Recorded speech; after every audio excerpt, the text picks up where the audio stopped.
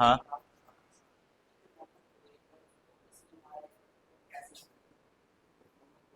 मोहम्मद गोरी को मैंने बताया था कि दमयक नामक स्थान पर जो खोखर एक जाति थी, समझ रहे हो? तो जब वो जा रहा था तो वहाँ पर एक खोखर थे और एक जो है, आपने सिया संप्रदाय का सुना होगा। तो सिया संप्रदाय और खोखर दोनों जातियों ने मिलकर के उसकी हत्या की थी 1205 में। या 1205 में उसकी मृत्यु हो गई, उसके बाद में 1206 में दिल्ली सल्तनत का संस्थापक ही। बस ये गोखर नहीं था, खोखर खोखर। खोखर कोई स्थान नहीं था, खोखर एक जाति थी जो लड़ने वाली थी, रास्ते में जाते हुए मार दी। जब दिल्ली से निकल के जा रहा था गजनी को, तो ये रास्ते में एक जगह पड़ती है, अफगानिस्तान से पहले, स्थान अफगानिस्तान से पहले ही पड़ता, लेकिन बाद में फिर इसको जो है उधर ही गौर प्रदेश में ले जाकर के वहां दफन कर दिया। स्टार्टिंग करते हैं बच्चों, दिल्ली सल्तनत के बारे में जानिएगा। देखिए, दिल्ली जो है, आप लोग जानते हैं कि दिल्ली सल्तनत एक ऐसा, मतलब कि दिल्ली एक ऐसी जगह रही है जहां से संपूर्ण, अगर कोई राजा दिल्ली सल्तनत पर मौजूद था, अर्थात दिल्ली पर उसका शासन था, वो संपूर्ण भारत पर अपना जो है वर्चस्व स्थापित कर सकता था। क्योंकि प्राचीन समय से ही दिल्ली एक शासन का मुख्य केंद्र रहा है। मैं आपको बता देता हूं, यदि ऐसा मानना था, प्राचीन इतिहासकारों ने लिखा है, ऐसा मानना था कि यदि किसी का शासन दिल्ली पर हो जाता था तो वो संपूर्ण भारत को अपने शासन, अपने अधिकार प्रभुत्व में रख सकता था। तो यहां से हम लोग जो है अब दिल्ली सल्तनत का एक जन्म देखेंगे कि जब मोहम्मद गोरी यहां पर आया, उसने यहां पर अपने गुलाम ऐबक को छोड़ा, ऐबक ने दिल्ली को मजबूत स्थिति में किस तरीके से लाया, और फिर बाद में जो है यहाँ पर लगभग 320 वर्षों तक दिल्ली सल्तनत का शासनकाल रहा। किस तरीके से यहाँ पर, क्या हम लोग यहाँ पर देखेंगे कि किस तरीके से इन्होंने जो है यहाँ पर अपना प्रभुत्व बनाया। लेकिन एक क्वेश्चन आता है बच्चों कि भारत की सबसे प्राचीन राजधानी कौन रही? क्योंकि दिल्ली भारत की राजधानी रही है, ज्यादातर बच्चों को पता है कि दिल्ली भारत की राजधानी रही है, लेकिन दिल्ली से भी प्राचीन समय में सबसे पहले राजधानी कौन रही है, कहां से रही है? ठीक है, तो आप एक नॉर्मल बेसिक क्वेश्चन है ये, थोड़ा सा टॉपिक से हटके, कि महाभारत के अनुसार जो है ना, महाभारत के अनुसार भारत की सबसे प्राचीन राजधानी जो रही है वो हस्तिनापुर रही है। कौन रही है? हस्तिनापुर। लेकिन हस्तिनापुर जो है ज्यादातर निरंतर बाढ़ आने से या बहुत सारी ऐसी समस्याएं वहां पर हुई, और फिर हस्तिनापुर से राजधानी जो है कन्वर्ट कर दी गई। लेकिन दिल्ली में राजधानी आने से पहले मैं आपको बताऊं कि दिल्ली से पहले एक जगह पड़ती है, पहले उसका नाम आपने इतिहास में भी सुना होगा, योगिनीपुर। योगिनीपुर एक जगह है।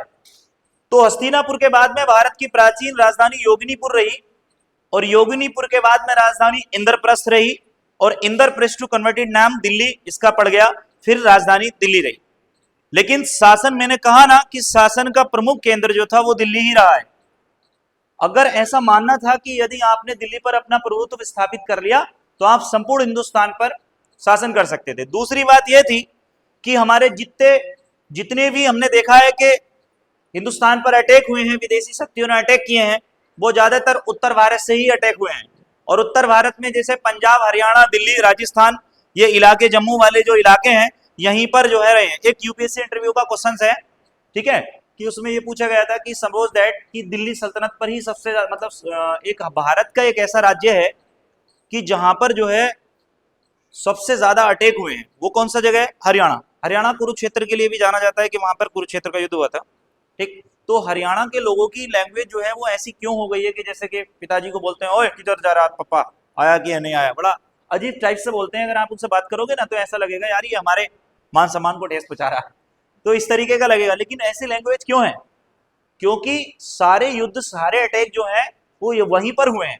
तो उन लोगों की लड़ते लड़ते लड़ते लड़ते इस तरीके से जो भाषा है उनकी एक तरीके से वहां की सामाजिक भाषा के रूप में कन्वर्ट हो गई है। ठीक है, तो यहां पर हम लोग देखते हैं। अब देखते हैं दिल्ली। महाभारत के अनुसार हमने क्या कहा? हस्तिनापुर, फिर जो है इंद्रप्रस्थ, योगिनीपुर, फिर इंद्रप्रस्थ, और वर्तमान दिल्ली जो है रही। याद रखना बच्चों के दिल्ली पर जो है सबसे पहले, ये मैपिंग के आधार पर समझिए, दिल्ली पर जो है 5 राजवंशों ने शासन किया। कितनों ने? 5 राजवंशों द्वारा शासन हुआ। पहले स्ट्रक्चर समझिएगा, ठीक है। दिल्ली पर 5 राजवंशों ने शासन किया। अभी हम कुतुबुद्दीन ऐबक को नहीं पढ़ाएंगे, पहले दिल्ली पर किसने कितना शासन किया ये समझ लीजिए, कौन कौन से डायनेस्टी यहां पर आए, है ना, पहले समझिएगा। क्योंकि कुतुबुद्दीन ऐबक को मैं पढ़ाने लगा तो फिर 1 घंटा 1.5 घंटा इसी में निकल जाएगा कुतुबुद्दीन ऐबक में, तो इसलिए पहले स्ट्रक्चर वाइज सुनिएगा, ठीक। तो 5 राजवंश में दिल्ली सल्तनत पर जो 5 राजवंश आए उनमें कौन कौन शामिल हैं। पहला जो है गुलाम वंश, देखिए गुलाम वंश, ठीक है। गुलाम वंश को एक नाम दास वंश, दास वंश का एक नाम, दास वंश का एक नाम और था, वो क्या था, मामलूक वंश। क्या था, मामलूक वंश। ये लेकिन क्या है कि पढ़ने के लिए हम यहां से केवल और केवल जो है गुलाम वंश पढ़ सकते हैं यहां पे। दूसरा कौन सा वंश रहा गुलाम के बाद, दूसरा आया खिलजी वंश, ये आ गया खिलजी वंश। इसके बाद खिलजियों के बाद में, वेरी गुड, कौन सा है, तुगलक वंश, यहां रखिएगा। और तुगलक के बाद में आया सैयद वंश, ओके, सैयद वंश, ठीक है। और सैयद के बाद में आया जो अंतिम था, ठीक है, कौन सा था, कौन बोले, कौन सा था, लोधी वंश।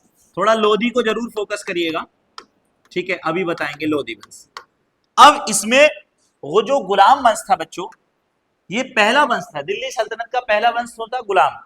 और ये गुलाम वंश का जो जन्मदाता रहा है, वैसे तो अगर कहेंगे आप तो इसमें कुतुबुद्दीन ऐबक ही था, लेकिन कुतुबुद्दीन जो ऐबक को यहां पर दिल्ली मतलब जो शासन के लिए जो प्रेरित किया, जिसने यहां तक लाके, क्योंकि एक गुलाम को एक राजा बनने के लिए बड़ी मेहनत करनी पड़ती है, और मेरे हिसाब से प्राचीन इतिहास में ऐसा कोई वर्णन नहीं है कि कोई गुलाम राजा बन गया हो। मैंने जितना पढ़ा है कि किसी गुलाम के राजा बनने का कोई वर्णन नहीं है। ये पहला ऐसा गुलाम था जो दिल्ली सल्तनत पर काबिज होकर के इसने, ठीक है, अर्थात भारत के साम्राज्य दृष्टि को अगर देखा जाएगा तो इसने भारत के एक बड़े साम्राज्य पर एक शासन को, सुदृढ़ शासन को, बेहतर शासन को स्थापित किया था, ये गुलाम से इतने बड़ा, ठीक है। इसके बाद में आता है कि गुलाम वंश कब से कब तक रहा, तो गुलाम वंश रहा 1206 से लेकर के कितने तक रहा था, 1290, गुड, 1206 से लेकर के 1290। और खिलजी वंश रहा 1290 से लेकर के, ठीक है, 1320, ओके। उसके बाद में तुगलक वंश आया, तुगलक वंश 1320 से लेकर के 1414 तक रहा, नहीं, हाँ ठीक तो है, 1414, 1320,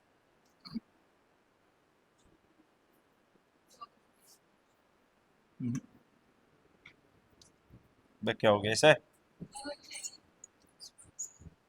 1413 ही है, 1414 आता है, 13 नहीं आता है, ठीक है, याद रखना। इसके बाद सैयद वंश आता है, सैयद वंश आता है 1414 से लेकर के 1451 तक, और ये 1451 से लेकर 1526 तक, याद रखना। मेरे प्यारे बच्चों, सबसे पहले आप समझने की कोशिश करिएगा, बड़े अच्छे से आपको समझ में आएगा। दिल्ली सल्तनत पर गुलाम वंशों ने लगभग ऐसा मानना है कि 84, लगभग 84 वर्ष तक शासन किया। कितने वर्ष तक, 84 वर्ष। दिल्ली सल्तनत पर आप काउंटिंग करिए कितना बैठेगा, 84, है ना। 84 सालों तक गुलाम वंश अर्थात दास वंश, मामलुक वंश ने यहां पर जो है शासन किया। उसके बाद में जो खिलजी आए, उनका शासन और साम्राज्य विस्तार बड़ा अच्छे से जाना जाता है, लेकिन उन्होंने 90 से 20 तक किया, तो कुल उनका कितना वर्ष हो गया, ठीक है, उनका हुआ कुल 30 वर्ष का शासन। उसके बाद तुगलक वंश, जो दिल्ली सल्तनत पर सबसे लंबे समय तक जो है अपने शासन के लिए जाना जाता है, लेकिन बेटर शासन नहीं कह सकते कि अच्छा शासन था इनका, लेकिन सबसे ज्यादा लंबा टाइमिंग पीरियड जो है वो तुगलक वंश का है, जिसने लगभग दिल्ली सल्तनत पर 94 वर्षों तक शासन किया, 94 वर्ष, 94 वर्षों तक दिल्ली सल्तनत पर तुगलक वंश ने शासन किया। और सबसे कम जो सैयद वंश था उसने लगभग 36 जो है 36 वर्ष तक शासन किया। कितने वर्ष तक, 36 वर्ष तक शासन किया। इसके बाद में अंतिम लोधी वंश, लोधी वंश का ज्यादा शासन नहीं रहा, इसने केवल और केवल आप काउंटिंग करिए कितना हो गया भाई, 76 वर्ष, 76 वर्षों तक जो है इसने यहां पर जो है शासन किया। इसका मतलब हमें मालूम हुआ कि किसने कितना शासन किया दिल्ली सल्तनत पर। बड़े स्ट्रक्चर से आप समझने की कोशिश करेगा। बच्चों समझ आ रहा है? सब बच्चे बिल्कुल हैप्पी सैप्पी हैं? देखो ये वाला जो सिस्टम है ना, अनिल कपूर और राजकुमार वाला, देखो मैं आपको एक साइंटिफिक रीजन बताता हूँ, थोड़ा सा बच्चे ध्यान देंगे। जब हम पढ़ते थे तो हमें भी मालूम था, ऐसे करके जो पढ़ते हैं ना, ऐसे समझ रहे हैं आप? हाँ कन्याओं, समझ में आ रहा है नहीं आ रहा? ऐसे करके जो पढ़ते हैं ना, ऐसे कभी नहीं पढ़ना। रीजन क्या है कि जो हमारी माइंड की जो नसें हैं, समझ रहे हैं आप, हमारा जो शरीर है जो वो पूरे 24 आवर्स जो है वर्क करता रहता है कंटिन्यू। आप भी कुछ ना कुछ करते ही रहते हैं। तो आपने देखा होगा कि जैसे ही आप जो है इसको मस्तिष्क को आराम दोगे ना ऐसे करके, तो ये धीरे धीरे धीरे धीरे सो जाएगा, सो जाएगा। और फिर कोई कुछ भी पढ़ा रहे हो, कुछ भी कह रहे हो, भैया रोटी खा ले, भैया पानी पी ले, वो आप पे कोई असर होने वाला नहीं है। क्यों? क्योंकि आपका जो सिस्टम है ना वो बिल्कुल साइलेंट हो गया, वो अंदर डीप में चला गया, अब उससे कोई मतलब नहीं है, बहुत शांति के साथ सो जाते हैं। क्या मैं गलत नहीं ना? ठीक, तो बेहतर यही है कि बताओ सर क्या है। ठीक है, तो आप कभी भी ऐसा ना सोए, साइलेंट हो जाती है हमारी बॉडी, तो फिर जो है समझ में नहीं आता, इसका एक सिस्टम है वो हट जाता है। और जब कंसंट्रेट, क्या हो गया? 75 आएगा? अरे 76 ही रहने दो। क्या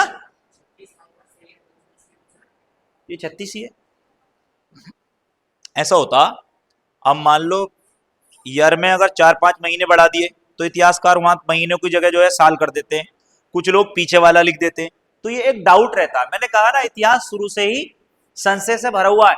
कोई इतिहास, केवल इतिहास के अंदर एक पुस्तक तो आती है जो सत्यता के आधार पर लिखी जाती है, कल्लड़ की राज तरंगड़ी, जिसको जो है कश्मीर का इतिहास उसके अंदर वर्णित है।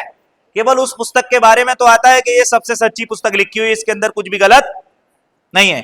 बाकी अन्य किसी भी पुस्तक पे आप जाएंगे, इतिहासकारों ने अपने अपने मत अलग अलग तरीके से दिए हैं। हम तो मत पढ़ते ही पढ़ते जिंदगी गुजर जाएगी, है ना? है बेटा? माइनस कुछ क्या क्या करेंगे इसमें? माइनस कुछ नहीं है। नहीं नहीं गैप नहीं, ऐसे ऐसे नहीं पूछता है, गैप नहीं। जितना पूछता है मैं बता रहा हूं। अब देखो कितना पूछता है, इंपोर्टेंट क्वेश्चन। दिल्ली सल्तनत में कौन अफगान मूल के थे? ये क्वेश्चन प्रीलिम्स का बन जाता है यहाँ पे। ठीक है, कौन अफगान मूल के थे दिल्ली सल्तनत में? अब बड़े बच्चे कंफ्यूज हो जाएंगे कि यार दिल्ली सल्तनत में अफगान कहां से पढ़ा दिए, है ना? ठीक, दिल्ली सल्तनत में अफगान कहां से पढ़ा दिए? तो याद रखना कि गुलाम वंश से लेकर के और आपका जो है सैयद वंश तक, ये सब जो थे कौन थे बच्चों? आपको पता होना चाहिए, ये तुर्क थे। कौन थे ये तुर्क थे। कहने का मतलब ये है कि गुलाम, खिलजी, तुगलक और सैयद वंश के जो जितने भी बादशाह रहे हैं वो सारे के सारे जो है तुर्क रहे हैं। केवल लोधी जो है वो केवल एक अफगान मूल के हैं। कहां के बेटा? अफगान मूल के। ठीक है, ये अफगानी कहलाए लोधी। ठीक है, आपको मालूम ही होगा कि 1526 में बाबर ने इब्राहिम लोधी को हरा करके भारत में मुगल राजवंश की स्थापना कर दी थी, है ना? तो अफगान आता है, ये अफगानियों को हराया। कई बार क्वेश्चन की लैंग्वेज भी चेंज कर लेता है वो, और क्या करेगा वो, तुर्कों को हरा करके या आपका अफगानों को हरा करके, किसको हरा करके बाबर ने जो है, ठीक है, दिल्ली की सल्तनत को खत्म किया तथा मुगल सल्तनत को, ठीक है, नींव डाल दी। इस तरीके से आ सकता है, तो आ सकता है, मैं कंफर्म नहीं कह सकता क्या आएगा क्या नहीं आएगा, लेकिन जो भी पढ़ा रहे ठीक है। ठीक है, समझना बात को। तो क्या बोला, एक अफगान और एक तुर्क। ठीक है, तो अफगान मूल के कौन थे बेटा? लोधी। और बाकी सब कौन थे? ये तुर्क थे, है ना? तो इसमें अब जैसे मैंने आपको पढ़ा दिया, ये तुर्क शासन था और ये अफगान शासन था। तो अब हम यहाँ पे कौन सा शासन पढ़ने जा रहे हैं? गुलाम वंश को। यहाँ पर आप देखेंगे गुलाम वंश पढ़ते हैं। ये तो एक स्ट्रक्चर वाइज था, चाहे समझ ले या इसकी फोटो ले ले, वो अलग की बात है। ठीक है, लेकिन अब मैं आपको गुलाम वंश, दास वंश, मामलूक वंश, इलवरी वंश, ओके, लेके चलता हूं। मिटा दें इसको एक बार में? ठीक, चलो हैप्पी से हैप्पी रहा करो, ज्यादा टेंशन मत लो। तो जीवन एक बार मिला, दोबारा नहीं मिलना। है ना, जहां भी जिस जगह भी जिस कंडीशन में भी रहो खुश रहो मजे से आराम से। देखिए बच्चों, अब मैं लिखता हूं ऊपर गुलाम वंश, ये लिखा मैंने गुलाम वंश, ओके। इसको लिखा मैंने दास वंश, इसी को लिखा मैंने क्या, दास वंश, इसी को लिखा मैंने माम लूक आपका वंश। कुछ जगह पर इलवरी वंश भी आता है, इसको लिखा हुआ इलवरी वंश, लेकिन इलवरी जो है वो वंश नहीं है। इलवरी जो थी वो तुर्कों की एक जाति थी, याद रखें, क्या थी, एक तुर्क की जाति थी, ठीक है। तो अब हम यहां से पढ़ेंगे इलवरी जाति जो थी उसका जो अर्थ होता है मामलूक वगैरह का, ऐसे कुछ कहा जाता है कि उसका मतलब होता है चंद्रमा, ठीक है, क्या होता है, चंद्रमा। तो ऐसा माना जाता है कि जैसे चंद्रमा का देवता एक तुर्क जाति थी ये, तो इसको चंद्रमा का देवता भी कहते हैं, हमारी लैंग्वेज में कह सकते हैं, उनकी लैंग्वेज में तो सब टर्की टर्की था जितना भी था। तो अभी हम गुलाम वंश, दास वंश या मामलूक वंश के बारे में पढ़ेंगे। ये 1206 से लेकर के 1290 तक रहा। कब तक रहा बेटा, 1290। इसके साथ में हमको कंफर्म है कि 84 वर्षों तक इसने दिल्ली पर शासन किया। अब यहां से आप समझेंगे कि गुलाम या दास या मामलूक क्यों इसका नाम पड़ा। एक छोटा सा क्वेश्चन से मेरा छोटा सा नाम, ठीक है, क्योंकि हमने इसको भी तोड़ा है, इस वंश को भी हमने क्या करा है, 3 भागों में अलग अलग तोड़ दिया है, तीनों का शासन अलग अलग, ठीक है। लेकिन याद रखना कि जब मोहम्मद गोरी के विषय में बताना चाहता हूं थोड़ा सा। मोहम्मद गोरी के कोई भी संतान नहीं थी, कोई पुत्र नहीं था जो उसका उत्तराधिकारी बन सके। जब कोई पुत्र नहीं था, हाँ बड़े अचंभे की बात है, जिसकी औलाद ना हो वो इतनी मारकाट कैसे कर सकता है ना, ऐसा भी है। अब जिनकी औलाद होती वो भी करते हैं, जिनकी नहीं हो रही वो भी कर रहे हैं। तो किसी के ईमान का कुछ नहीं पता, कौन क्या कर सकता है बच्चों है, चलिए आगे पढ़ते।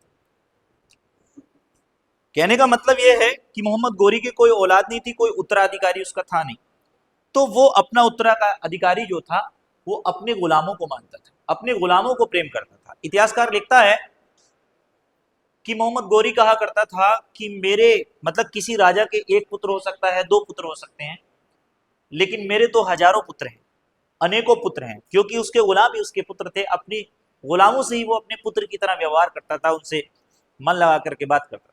जिसमें सबसे ज्यादा विश्वापात्र गुलाम उसका कुतुबुद्दीन ऐबक था।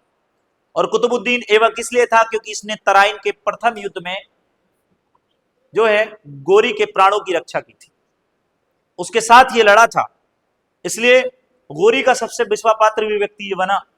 उसके बाद में चंदावर के युद्ध में भी इसने जो है गोरी का साथ दिया। तो जब कोई विश्वास किसी का जीत लेता है ना, तो समझ लो किसी का विश्वास जीतना ही उसको जीत लेना होता है। तो यहाँ गुलाम वंश जो कुतुबुद्दीन ऐबक रहा है वो कुछ ऐसा ही व्यक्ति था, अर्थात गुलाम होने की वजह से ये नाम गुलाम वंश पड़ा। दास और गुलाम में क्या अंतर होता है, कोई बच्चा बताएगा कि दास और गुलाम में क्या अंतर होता है? यू स्टैंड प्लीज, आप बता दीजिए, हमारी क्लास में तो खड़े हुए होते हैं भाई, आप बताओ दास और गुलाम में बहुत छोटा सा मामूली सा अंतर है। पीछे कन्या, मेरे लाल खड़ा हो जा बेटे, हाँ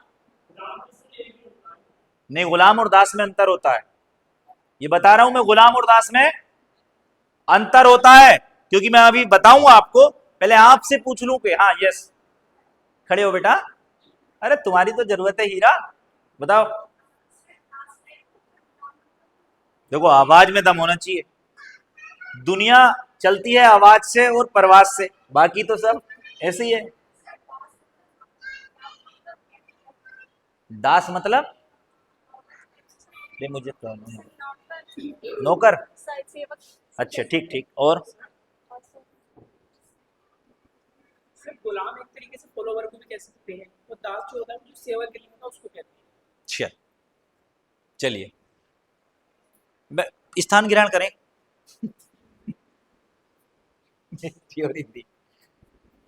देखो बच्चों, गुलाम और दास में अंतर होता है।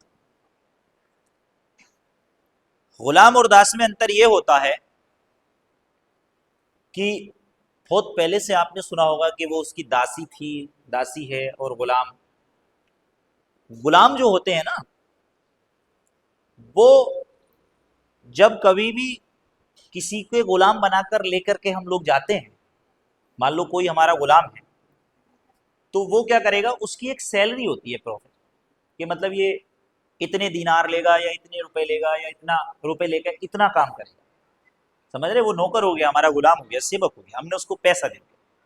लेकिन जो दास होते थे वो ऐसे होते थे कि जैसे मान लो किसी को हमने जो है ट्रेन में से उतार के पकड़ लाए, या नेपाली बिहारी किसी को भी, और हमने उससे कहा रोटी खाता रहे और चुपचाप काम करता रहे, उसको बिना किसी पैसे के जो है हम जबरन उससे काम करा रहे, तो वो लोग दास होते थे। उस समय दास प्रथा एक प्रचलन थी, जबरन पकड़ा, राजा महाराजा काम कराते थे, उनको कोई पैसा नहीं दिया जाता था, वो केवल और केवल वैसे ही यूज किए जाते थे, बिना किसी सैलरी के, बिना किसी उसके, उनको जो है हम दास कहते हैं। लेकिन जो अपनी सैलरी पे किसी की सेवा करते हैं, सेवक होते हैं, वो गुलाम। तो इतना सा अंतर है, वो कुछ भी नहीं है। समझ गए आप बात? समझ में आया? आगे चले जाऊं? ठीक है। अब इसीलिए इसका नाम गुलाम वंश अर्थात दास वंश, और मामलूक जो थी एक इसकी क्या थी, एक जाति से शो किया गया है कि मामलूक वंश था। ठीक है। कहा जाता है कि गुलाम वंश के अंदर अर्थात दास वंश के अंदर या गुलाम वंश के अंदर कुल आपका 11 शासकों द्वारा शासन किया गया। क्या किया? शासकों द्वारा शासन किया गया। दिल्ली सल्तनत में तो नहीं कह सकते, लेकिन गुलाम वंश में कितने शासकों ने शासन किया? 11 शासकों ने। ठीक है। और इन 11 में मैं आपको बताऊं, जब हमने गुलाम को पढ़ना स्टार्टिंग किया तो ये गुलाम वंश को भी 3 भागों में हमने बांट लिया। कितने में? 3 भागों में हमने इसको जो है डिवाइड बाई 3। पहला कुतुब वंश, किसमें? पहला कुतुब वंश, याद रखना, कुतुब वंश। कुतुब वंश या आप कह सकते हैं मामलूक। ठीक है, कुतुब वंश या आपका मामलूक। दूसरा, कुतुब वंश के बाद में एक वंश और पैदा हुआ जिसका नाम था शमसी वंश। क्या नाम था? शमसी। ठीक है, शमसी वंश, यहां पर अभी समझ लीजिएगा, शमसी वंश। ओके, ये था शमसी वंश। और तीसरा था, आपको बता देते हैं, बलवनी वंश। ये देखो, अब ये कैसे, कौन कौन इसके संस्थापक रहे, ये भी अलग रहा है, इनका टाइमिंग पीरियड अलग रहा है। मेरे प्यारे बच्चों, जैसे कि आपको साफ साफ दिख रहा होगा कि कुतुब वंश या मामलूक वंश जो था वो कुतुबुद्दीन ऐबक द्वारा था। किसके द्वारा था? कुतुबुद्दीन ऐबक। ये कुतुबुद्दीन ऐबक के टाइमिंग पीरियड का जो कुतुब वंश के नाम से जाना गया, शमसी जो है वो इल्तुतमिश के द्वारा, और जो है बलवनी जो था वो बलवन के द्वारा। इसमें सबसे खूंखार पता है कौन है? बलवन। सबसे खूंखार कौन है इसमें पता है? बलवन। और सबसे पोलाइटली नेचर, बिल्कुल एकदम उदार व्यक्ति, जिसे कहते हैं दूसरों पे दया भावना रखने वाला, ठीक है, कौन है सबसे ज्यादा? कुतुबुद्दीन ऐबक। ठीक है, अभी पढ़ने जा रहे हैं हम इसके बारे में, कुतुबुद्दीन ऐबक के बारे में। तो ये 3 इस तरीके से डिवाइड बाय, गुलाम वंश भी 3 भागों में बट गया, पहला कुतुब, और दूसरा शमसी, और तीसरा बलवनी। लेकिन ये तीनों के तीनों ही जो है गुलाम वंश के थे। अब देखते हैं वो किस प्रकार से, हम लोग यहाँ पे तो पढ़ लिए हैं। ठीक है, अब आगे हम जो है यहाँ पर कुतुबुद्दीन, प्रॉपरली कुतुबुद्दीन ऐबक को आप पढ़ेंगे। ये कुतुबुद्दीन ऐबक किस तरीके से दिल्ली सल्तनत की गद्दी पर बैठा, अर्थात ये गुलाम कैसे बना, कहां पैदा हुआ, कैसे क्या है। देखिए, कुछ उपलब्धियां हैं, कुछ उपाधियां हैं। ठीक है, इसके बारे में हम लोग आपको, मिटा दे इसको, मिटा दे।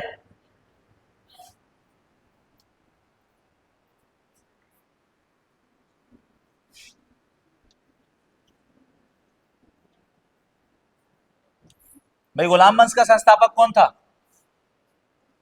गुलाम वंश का संस्थापक कौन था? कुतुबुद्दीन ऐबक।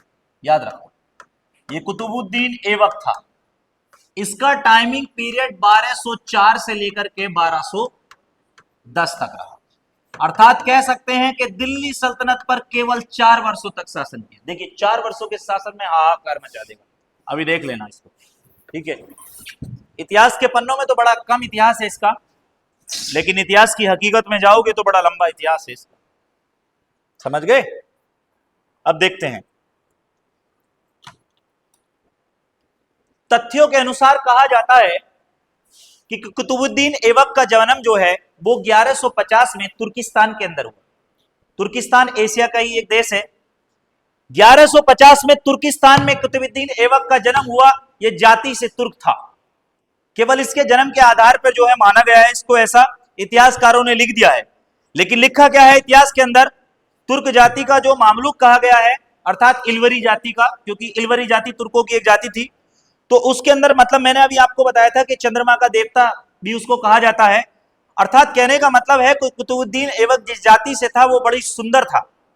उसके बारे में आता है, उसके बारे में ये प्रशंसा लिखी जाती है, वो अत्यंत बड़ा गोरा चिट्ठा सुंदर सुडौल शरीर वाला था और देखने में बड़ा अच्छा था। कहने का मतलब ये था कि स्मार्ट था, वेरी स्मार्ट। ठीक है, आपने देखे ही है तुर्क आदमी ज्यादातर स्मार्ट ही होते हैं। ठीक है, अब कोई तुर्क बैठा हो तो अपने आप को ज्यादा समझने लीजिए। ठीक है, क्योंकि तुर्क के बारे में एक कहावत आती है कि तुर्क अपने आप खा और को घुड़क, ऐसा होता है, कहावत है ये।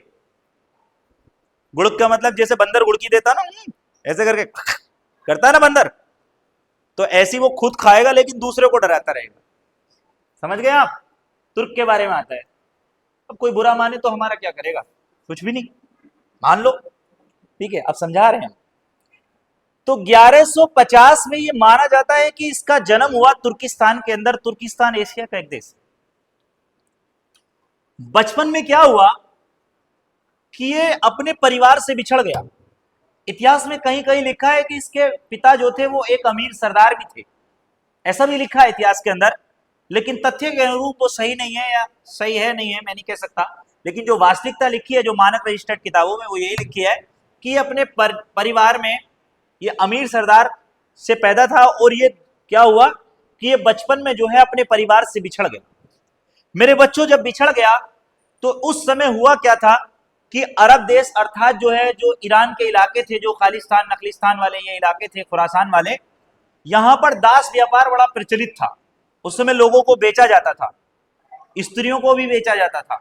स्त्रियों को तो आज भी बेचा जाता है। अगर बंगाल की साइड आप जाके देखेंगे तो स्त्रियों का आज भी बाजार लगता है। आप बुरा नहीं मानिए मेरी बात, ठीक है, क्योंकि मेरी किसी भी स्त्री महिला को यहाँ पे भावना पहुंचाना है, मेरा ठेस पहुंचाना, उसकी भावनाओं को आघात करना नहीं है। मैं बड़ा सम्मान करता हूं महिलाओं का। ठीक है, तो बचपन में अपने परिवार से जब ये बिछड़ गया तो हुआ क्या कि एक व्यापारी इसको नीसापुर के बाजार में लेके आया। किसके बाजार में? नीसापुर के बाजार में लेके आया। एक व्यापारी इसको पकड़ के लेके आया और उसने नीसापुर के बाजार में आने के बाद वहां पर एक काजी फखरुद्दीन अब्दुल अजीज कुकी, एक मुल्ला जी थे, क्या नाम था, दिमाग से स्लिप हो गया आपके, मेरा मानना है, लेकिन ऐसा कर लीजिएगा काजी फखरुद्दीन। कुकी पुकी ये तुम्हारी समझ में नहीं आएगा। ठीक है, तो यह एक, अगर आप कहीं लिखेंगे तो उसमें काजी, डायरेक्ट काजी ने खरीद लिया, ऐसे भी लिख सकते हैं, है ना, क्योंकि यूपीएससी की जब मेंस की आंसर राइटिंग आप करेंगे तो उसमें ये नहीं लिखेंगे कि तथ्य बिल्कुल लिखा के काजी फखरुद्दीन अब्दुल अजीज कुकी, क्योंकि उसमें 5-6 वर्ड में आ जाएगा एक नाम, और 200 शब्दों में उत्तर मांगता है तो रीजन मांग लेता है उसका। ठीक है, तो इसलिए जो है पूरा पूरा सेम टू सेम नहीं उतरता है। ठीक है, उसमें तो हेडलाइन, जैसे हम हेडलाइन लिखते हैं ना, तो उसमें हेडलाइनों का संग्रह लिखा जाता है बच्चों। यूपीएससी मेंस के आंसर में हेडलाइन का संग्रह लिखा जाता है। एक लाइन में समझ लीजिए, आपने ऐसे समझ लो कि 10 लाइनों को समझा दिया हो, जैसे एक लाइन लिखने में 10 लाइनों का लॉजिक उस पर डिपेंड करता हो, इस तरीके से लिखना होता है। तो आप ऐसे नहीं लिखें। ठीक है, तो काजी फखरुद्दीन अब्दुल अजीज कुकी ने इसको खरीद लिया और वो इसको खरीद करके अपने घर ले आए। देखने में सुंदर था, मैंने बताया। जब वो उसको खरीद के लेकर आए तो उनके 3 अन्य पुत्र थे और उन्होंने चौथा पुत्र जो था वो कुतुबुद्दीन ऐबक को मान लिया और अपने पुत्रों की भांति ही वो इसका पालन पोषण करते थे। क्या करते थे? अपने पुत्रों की भांति वो इस गुलाम का पालन पोषण करते थे। उन्होंने, कहा जाता है कि कुतुबुद्दीन ऐबक को बचपन में ही धनुर्विद्या, मतलब धनुष चलाना, उस समय तीरंदाजी एक बहुत बड़ी कला हुआ करती थी। उसके बाद घुड़सवारी, घोड़े पर चलना, घुड़सवारी करना, घोड़ा तेज से गिरना नहीं है उस पर किस तरीके से, है ना। तो पहले तो लोग घोड़ों से युद्ध ज्यादा लड़ते थे, घोड़ों से ही एक दूसरी जगह जाते थे। कम समय में पहुंचना होता था तो घोड़ों का इस्तेमाल किया जाता था, कोई दूसरा ऑप्शन थोड़ा ही ना था।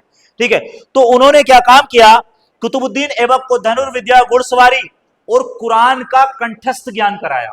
कुरान को इस तरीके से कि इसको हाफिजे कुरान बना दिया, कुरान की बहुत अच्छी इसको शिक्षा दी। और जब ये कुरान पढ़ता था अपने मुंह से, तो ये इतना बढ़िया कुरान पढ़ता था कि मतलब उसके कुरान पढ़ने के बाद में ऐसा लगता था कि मानो कोई स्वर कोकिला बोल गया। स्वर कोकिला तो किसको कहते हैं पता? भारत की लता। ये तो याद है तुमको, हैं? कोई है तुम में लता मंगेशकर ना है? ये सब ऐसे ही है। चलो कोई बात नहीं। अच्छा ये हैं, चलिए 26 जनवरी पे गाना सुन लेंगे हम इनसे, कोई नहीं, चलते आगे। तो हुआ क्या कि उसने कुरान का जब इसको ज्ञान दे दिया, अच्छे से इसने कंठस्थ कर लिया, तो बहुत अच्छा कुरान हो गया, एस्टेब्लिशमेंट हो गया। कुछ समय पश्चात बेटा हुआ क्या कि काजू फखरुद्दीन अब्दुल अजीज कुकी का देहांत हो गया, वो मर गए। जब काजी अब्दुल अजीज कुकी का देहांत हो गया, तो देहांत के पश्चात ये लिखा जाता है कि लगभग 7 से 8 दिन तक कुतुबुद्दीन ऐबक ने खाना नहीं खाया। उनके प्यार, उतना प्रेम था दोनों के अंदर। कितना प्रेम था कि उसने 7 से 8 दिन तक जो है खाना नहीं खाया और लगातार उनके विलाप में, उनके दुख में वो रोता रहा। इतना प्रेम था कि मानो जैसे कि उसके सगे माता पिता की तरह खत्म, क्योंकि अब्दुल अजीज कुकी ने उसे अपने बेटे की तरह पाला और उसे इस तरीके की शिक्षाएं दी, इस तरीके से धनुर्विद्या उसकी कोई कमी नहीं छोड़ी। जैसे एक बेटा, जैसे एक माँ बाप अपने बेटे को पालते हैं, उसी तरीके से पाला। जब वो मरा तो उसको लगा कि अब यार मेरा कौन होगा, इन पे क्या भरोसा इसके बेटों पे है। हुआ ये कि वही जो था, उन्होंने क्या काम किया, कुछ समय के पश्चात जब 40वां होता है, मुसलमानों में एक 40वां होता है, जैसे हिंदू में 13वीं होती है, वैसे ही मुसलमान में 40वां होता है। तो 40वें के बाद कुतुबुद्दीन अब्दुल अजीज कुकी के तीनों बेटों ने क्या काम किया, उसको ले जा करके मतलब फिर बेच दिया उस गुलाम को, क्योंकि गुलाम बेचे जाते थे, मैंने आपको बता दिया। उसको फिर दोबारा से बेच दिया। जब बेचा तो इसमें हुआ क्या कि मोहम्मद गोरी का एक चचेरा भाई था, उसने उसको खरीद लिया। मोहम्मद गोरी के चचेरे भाई ने किसको खरीद लिया? कुतुबुद्दीन ऐबक को। और कुतुबुद्दीन ऐबक को खरीद करके वो कहां ले गया? गजनी ले गया। कहां पे ले गया बेटा? गजनी ले गया। और गजनी ले जाकर के उसने जो है ऐबक को जो है गोरी की सेना में क्या कर दिया? भर्ती कर दिया। बोले लो, गुलामों की सेना हुआ करती थी, बोले लो जी एक गुलाम मैं लाया हूं, बड़ा अच्छा सुंदर गुलाम है देखने में, बहुत बढ़िया। जब वो वहां पर गया तो होता क्या था मैं आपको बताऊं कि उस समय गुलामों की भी, जो राजा महाराजा हुआ करते थे, तो उस समय गुलामों की कंपटीशन कराते थे, गुलामों की प्रतिभा देखते थे कि कौन गुलाम कितना अच्छा है, क्या चीज कर सकता है, उसका स्टोरी क्या है। ठीक है, तो वहां पर जैसे गुलामों का एक कंपटीशन होता था, तो उसमें कुतुबुद्दीन ऐबक भी मौजूद था। तो कुतुबुद्दीन ऐबक जो था वो बड़ा बुद्धिमान था, दिमाग से बहुत तेज था, घुड़सवारी में भी बहुत कंटस्ट था, लेकिन कुरान जो था उसका वो ज्यादा कंटस्ट था। कंटस्ट का मतलब उसको मुंह जुबानी याद था। और जैसे कि हम गाना वाना गाते हैं ना, वो कुरान को जब पढ़ता था तो ऐसा लगता था कि मानो बहुत सुंदर, जैसे कभी किसी की आवाज सुनते हैं आप गाने में तो लगता है यार इसकी आवाज सुनूं, तो उसको कुरान पढ़ने में जब वो पढ़ता था तो उसकी आवाज इस तरीके की थी। ठीक, तो उसने क्या काम किया कि जब अपने प्रशासनीय मतलब डिसीजन मेकिंग कहते हैं हम लोग, जो एडमिनिस्ट्रेशन होता है ना, उसके अंदर प्रशासनीय भी गुण थे जो प्रशासन करने के थे। तो उसने जब वो गोरी के समक्ष गया तो गोरी को उसने जैसे कुरान सुनाया, तो गोरी उसकी जो है इस बुद्धिमानी से प्रभावित हो गया और उसकी तरफ अटैक्ट हो गया। जब गोरी अटैक्ट हो गया तो उसने कहा कि ठीक है आप एक काम करिए। तो कई इतिहास में डायरेक्ट लोग ये पढ़ा देते हैं कि कुतुबुद्दीन ऐबक को मोहम्मद गोरी ने सबसे पहले आमिर आखुर का पद दिया, लेकिन उसने सबसे पहले आमिर आखुर का पद नहीं दिया। ये बात समझ लेना, उसने सबसे पहले उसको जो है, जो मदरसा होता था उस समय, शायद याद होगा आपको, शिक्षा शाला उसको कहते हैं या शिक्षालय कह देते हैं आज की डेट में, है ना, उसको शिक्षा शाला का अध्यक्ष बना दिया। अर्थात एक मदरसा जैसे टाइप से होता है, वहां पर कुरान पढ़ाने के लिए उसको रख दिया। कुरान के साथ साथ जब उसकी जो है इन चीजों से वो प्रभावित हुआ, कुरान खुद भी सुनता था और भी सुनते थे। तो अब गुणत्या देखो भाई, एक बात सुनो होगा, आपने सुना होगा कि बालक के पैर पालने में दिख जाते हैं, और कहते हैं ना कि लाल गुदड़ी में नहीं छिपते हैं। तो जिसके अंदर जो विद्या होती है, जो कला होती है, वो छिपती ही नहीं है, बच्चों समझ लेना। तो कुतुबुद्दीन ऐबक भी उनमें से एक ऐसे ही था। तो उसकी जब उसने देखा कि ये घुड़सवारी और धनुर्विद्या भी इसकी बहुत अच्छी है, घुड़सवारी और धनुर्विद्या, घुड़सवारी का मतलब जानते हैं, घोड़े पर जब वो बैठ के, इतना निपुण था वो कि चलते घोड़े से सटीक निशाना मार सकता था। कुतुबुद्दीन ऐबक के अंदर क्या क्वालिटी थी कि चलते घोड़े से सटीक निशाना तीरंदाजी से मार सकता था। हमसे तो बैठा ही ना जा घोड़े पे, ठीक है। तो ये एक विद्या होती थी उस समय। तो प्यारे बच्चों, ये जो थी मोहम्मद गोरी को उसकी ये कला बहुत पसंद आई, बहुत अच्छे से, और उसने क्या काम किया, कुतुबुद्दीन ऐबक को आमीर ए आखुर, क्या बोलेंगे, एक ये बड़ा पद होता था, सबसे बड़ा पद होता था, आमीर ए आखुर, याद रखना। और इसको हिंदी में कहेंगे असुसाला का अध्यक्ष। क्या कहेंगे? असुसाला का अध्यक्ष। समझ लीजिएगा। अब असफ साला का अध्यक्ष ये क्या कंडक्ट कर सकता था, ये समझ लेना बेटा। ये पद तो आपने समझ लिया कि आमीर आखुर जो पद था वो असफ साला का अध्यक्ष होता था। असु क्या होता है? घोड़ा। ठीक है, तो यहां पर कहा जाता है कि ये लगभग लगभग 10,000, कितने का?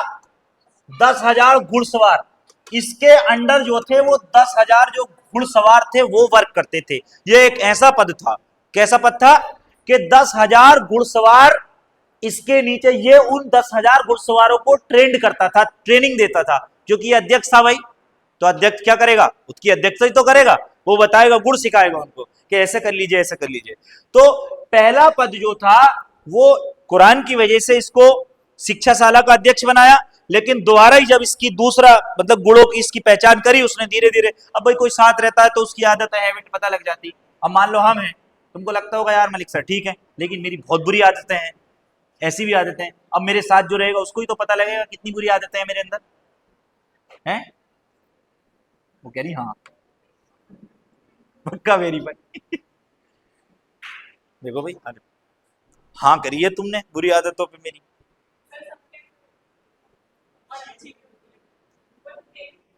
देखो अगर तुमको ये पता है कि हमारे अंदर बुरी आदतें हैं, सुनो, नहीं सबके अंदर, आपकी बात से मैं सहमत हूं, अत्यंत सहमत, कहो तो वोटिंग कर सकते हैं।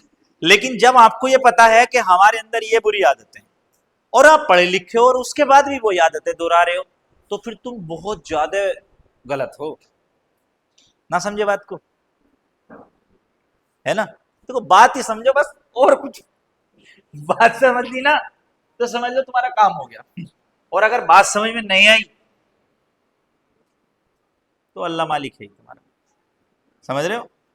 चलिए आगे चलो। यहां तक आपको पता लगा कि अस्साला का अध्यक्ष होना, लेकिन आमिर आखुर जो पद था वो 10,000 घुड़सवारों को क्या करता था?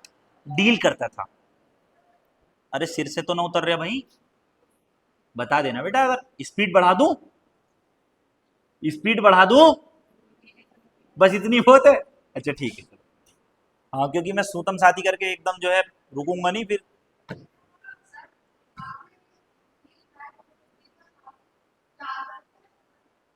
बेटा ये 4 वर्ष है, ये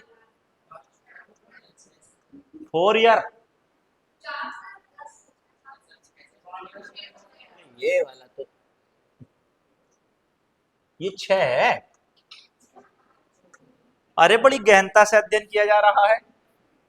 हाँ हो गया, वो बनाते हुए उसमें 4 वर्ष उधर लिखने की बजाय यहीं लिख दिया 6 की, कोई नहीं 6 ही है। अब चलते हैं आगे। जब ये अससाला का अध्यक्ष बन गया, 10,000 घुड़सवारों पर करने लगा, तो उस समय गोरी ने 3 जगह युद्ध लड़ा। 3 जगह कहां पर? एक तो गोर में, दूसरा बामियान में, और तीसरा गजनी में। तीसरा गजनी में। इन युद्धों में जब कुतुबुद्दीन ऐबक ने गोरी के साथ में अपने ट्रेंड किए हुए घुड़सवार और खुद जाकर के वो खड़ा हुआ, तो गोरी इसकी प्रतिभा को देख करके जो है दिल उसका गार्डन गार्डन, बोले यार वास्तविकता में ये एक घुड़सवार है, बहुत अच्छा। अब लगातार जो था ये गोरी का पात्र बनता रहा, उसके दिलों में अपनी जगह बनाता रहा। था कौन ये? गुलाम। तो गुलाम कभी राजा तो नहीं बनता ना, ये मैंने आपको बता दिया कि गुलाम कभी राजा बनता ही नहीं था।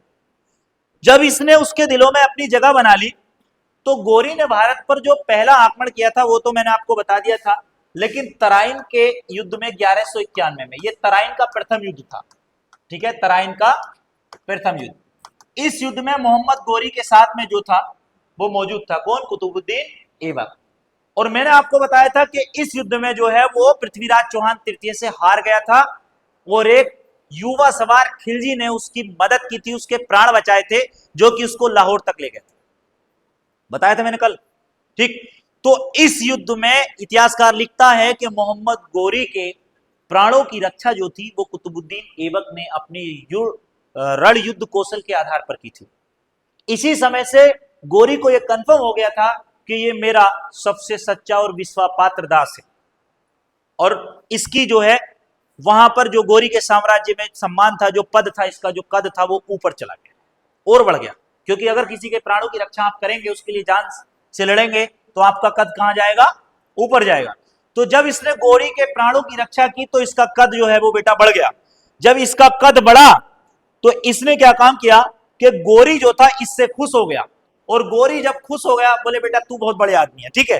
तो गोरी ने क्या काम किया, जो उसके विजित प्रदेश थे, विजित प्रदेश जो उसने जीत लिए थे, जो प्रदेशों पर उसका जो है अधिकार हो गया था, जो उसने प्रदेश जीत लिए थे, उन प्रदेशों का जो है प्रबंधक बना दिया इसको। मैनेजमेंट कहते हैं इसको, है ना। इसको प्रबंधक बना दिया, किसको? कुतुबुद्दीन ऐबक को। उसने क्या काम किया? मोहम्मद गोरी ने जितने विजित प्रदेश थे उन प्रदेशों का क्या कर दिया? इसको प्रबंधक बना दिया कि ठीक है, आप आपसे आज से आप इन चीजों को देखेंगे। और उसी समय इसको प्रबंधक के साथ में उसने लाहौर भी जीत रखा था, मैंने आपको बताया था। तो लाहौर का क्या कर दिया? इसको सूबेदार बना दिया। क्या कर दिया बेटा? अब देखिए, एक दास से सीधा सूबेदार गया, क्या गया? सूबेदार। एक विश्वास पात्र के आधार पे जो है सूबेदार बना। जब ये सूबेदार बना तो इसने 1100, मैंने आपको बता दिया कि 1192 में कुतुबुद्दीन ऐबक ने क्या काम किया? 1192 में अजमेर को जीता। 91 के बाद आपने देखा होगा कि अजमेर के एक युद्ध का वर्णन है जो गोरी ने अटैक किया था, ठीक है, मैंने उसमें पढ़ाया था कल आपको, ठीक। तो 1192 में मेरठ और अजमेर दोनों को जो है कुतुबुद्दीन ऐबक ने जीत लिया। जब कुतुबुद्दीन ऐबक ने जीत लिया तो 1194 में जयचंद के साथ युद्ध हुआ। मैंने कल बताया था आपको जयचंद के युद्ध, ठीक है। कन्नौज के राजा जयचंद जो गढ़वाल वंश का था, उसके साथ जब युद्ध किया तो उसमें भी गोरी के साथ बड़े दिल और जान से लड़ा, गोरी के प्राणों की रक्षा की। क्योंकि लगातार जो उम्र एज बढ़ रही थी तो गोरी बूढ़ा होता चला जा रहा था, उसका जो एक तरीके से स्टेमिना सिस्टम था वो कम हो रहा था, मनोबल गिरता जा रहा था। क्योंकि आप बूढ़े व्यक्ति को देखेंगे ना, वो उदार प्रकृति के हो जाते हैं। अभी अगर किसी से जवान लड़के से बात करोगे तो वो मारने तोड़ने की बात करेगा, पापा लेकर आओ निकाल के 312 का, है ना। और किसी बुड्ढे से कहोगे ना, अबे यार कहाँ लड़ लिया, लड़ाई में कुछ रखा बेटे, जाकर ऐसे समझाएगा। क्यों बताओ? ऐसे होता ना, पापा समझाते ही तो है। वो दुनिया के सबसे बेस्ट पापा जो आपको डांटते हैं, अच्छे से डांटते हैं, मार भी देते हैं। लेकिन एक गौर करने की बात तो ये है कि कन्याओं पे हाथ नहीं, फर्क नहीं करते। प्यार कर सकते सकते मत लगाइए इसमें, सकता शक्ति नहीं होता। माता पिता के बाध्यता में सकता शक्ति ना लगाएं। देखो, पिता कैसा भी हो, उसके जाने के बाद उसका एहसास होता है। सपोज दैट मेरे पिता नहीं है, सपोज दैट नहीं, रियल में नहीं है पिता, तो अब से 10 साल पहले चले गए इस दुनिया से, तो एक पिता का एहसास जिसके पास नहीं है ना, उसको होता है। कभी इस दुनिया की भीड़ में किसी समस्या में फंसोगे, ना करे ईश्वर आपको, या कोई मोड़ ऐसा आ जाता है कि एक किरदार को निभाने के लिए एक पिता की जरूरत होती है। मैं जो सब बच्चों के लिए ले रहा हूँ, आपके लिए, तो जब उस पिता की जरूरत पड़ती है ना, तो वहां उस पिता की गरिमा का पता लगता है। बेटी की जब शादी हो जाती है, वो अपने घर चली जाती है, पत्नी के रूप में चली जाती है, तो हस्बैंड वाइफ की लड़ाइयाँ तो रहती, लेकिन जब कभी ससुराल पक्ष या कोई उसको दिख करता है ना, तो वो किसी को फोन नहीं लगाती, उससे भरोसा होता है कि मेरा बाप जिंदा है। भाइयों पे उतना भरोसा कर तो सकती है, लेकिन जितना पिता पे उसको भरोसा होता है उतना भाइयों पे नहीं होता। भाई मना भी कर सकता है क्योंकि वो भी किसी के साथ में बंधन में, लेकिन पिता का रिश्ता एक ऐसा होता है बचपन से लेके और बुढ़ापे तक, वो अपने बच्चों को ऐसे ही देखता है जैसे बचपन से लेके और जब तक वो मरेगा, एक ही। हर पिता बदनसीब नहीं हो सकता, और पिता की मार खाने के लिए तो नसीब होना चाहिए, तकदीर होनी चाहिए मार खाने के लिए पिता की। पिता वो रूप है कि उसे हर रूप में देखा जा सकता, लेकिन उसके जैसा कोई रूप नहीं। अगर आप पिता की परिभाषा करेंगे तो दुनिया पलट जाएगी, लेकिन उसकी परिभाषा नहीं, कलम नहीं लिख पाती। ये दुनिया का इतिहास लिख देता है, लेकिन पिता की परिभाषा इसकी हिम्मत नहीं है जो लिखते हैं। ये मैं सत्य बता रहा हूं। और बड़ी भाग्यशाली हैं आप, ऐसे पिता आपको। क्या बेटा? ये जेनेटिक सिस्टम ही खराब है हम लोगों का। लेकिन मैं तो टीचर बनना नहीं चाहता कभी। ये तो मैं बन गया, धोखे धाके से बना हूं मैं, लेकिन मैं प्रॉपर रहूंगा नहीं टीचर। बस इतने पढ़ा रहा हूं, इतने मेरा सिलेक्शन नहीं हो रहा, चलो अब पढ़ो। ठीक है? कौन बोला? खड़े। हाँ, सूबेदार। अच्छे अच्छे, सुना सुना सुना, देखो सुना, ये है सूबा। सूबा कहते हैं एक जिला को, पहले जिलों को सूबा कहते थे। और दार मतलब जो जिसपे उसका दायित्व होता है, जो उसको कंडक्ट करता है। जैसे अभी डीएम साहब हैं, पूरे जिले को हैंडल कर रहे हैं, ओए कल बंद तो बंद, चालू तो चालू, समझ गए? तो उस समय मध्यकालीन इतिहास में जो एक जिले का पूरा कार्यभार होता था वो सूबेदार के पास होता था। ये सूबा संभालने का, उसलिए जो सूबे को संभालता था, जो एक शहर की पूरी कंडक्टेशन करता था, ठीक है, वो एक सूबेदार कहलाता था। ओके?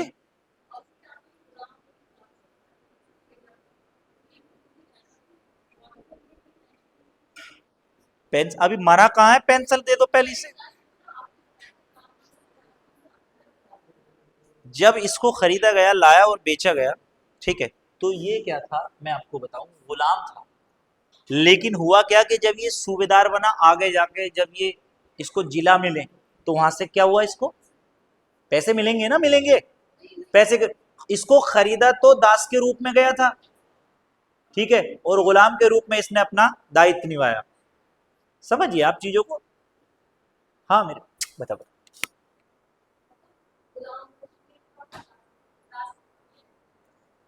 एक समय ऐसा था कि ये दास रहा, और एक समय ऐसा आया ये गुलाम रहा।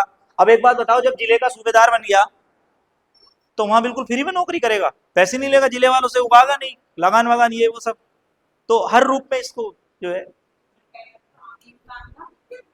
आम तो सभी हैं। क्या था? लाहौर का सूबेदार। देखो पढ़ लो, आप आराम से पढ़ो, मजे से पढ़ो, टेंशन लेने की जरूरत नहीं। ओके? हाँ बैठ जाओ, आराम से बैठो। अब आगे चलते हैं, अभी देखना बड़े मजे का है। अभी ताजुद्दीन यलजोत कुआचा, नसरुद्दीन कुआचा के साथ में देखिए अभी हुआ क्या, कि मैंने आपको बताया कि ये उस समय 1192 में, वो 94 में जयचंद्र को जो है क्या करा, इसने हरा दिया। जयचंद्र को हराने के लिए बाद में 1202 में, कितने में? 1202 में, 1202 में परमार्दी देव, परमार्दी देव एक राजा था। परमार्दी देव ये गुजरात का राजा था। कहां का था? गुजरात का। एक जगह पड़ती, क्योंकि अलग अलग सूबों, मैंने बताया उत्तर भारत में जो राजपूत थे वो बिखरे हुए थे। तो परमार्दी देव जो था, इसने क्या काम किया, इसको हराया, ठीक है। ये बुंदेलखंड पड़ता है,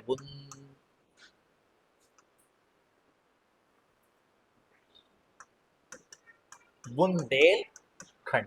अब सुन, ये आगे चलते। तो इसने क्या काम किया कि बुंदेलखंड की राजधानी को, इसने बुंदेलखंड को अपने कब्जे में ले लिया परमार्दी देव को हरा करके। इसने यहीं पर जो कालिंजर महोबा, महोबा का नाम सुना है, इधर पूर्व में पड़ता है, कालिंजर और महोबा दोनों को जीत लिया। उसके बाद में जस्ट बराबर आगे चलेंगे, मध्य प्रदेश के खजुराहो के मंदिर बड़े प्रसिद्ध हैं, ऐबक ने खजुराहो के मंदिरों को भी जीता। उसके बाद में ऐबक ने 1205 में जब गोरी, मोहम्मद गोरी यहां से जा रहा था, तो खोखर जाति से युद्ध हुआ, मैंने आपको बताया था।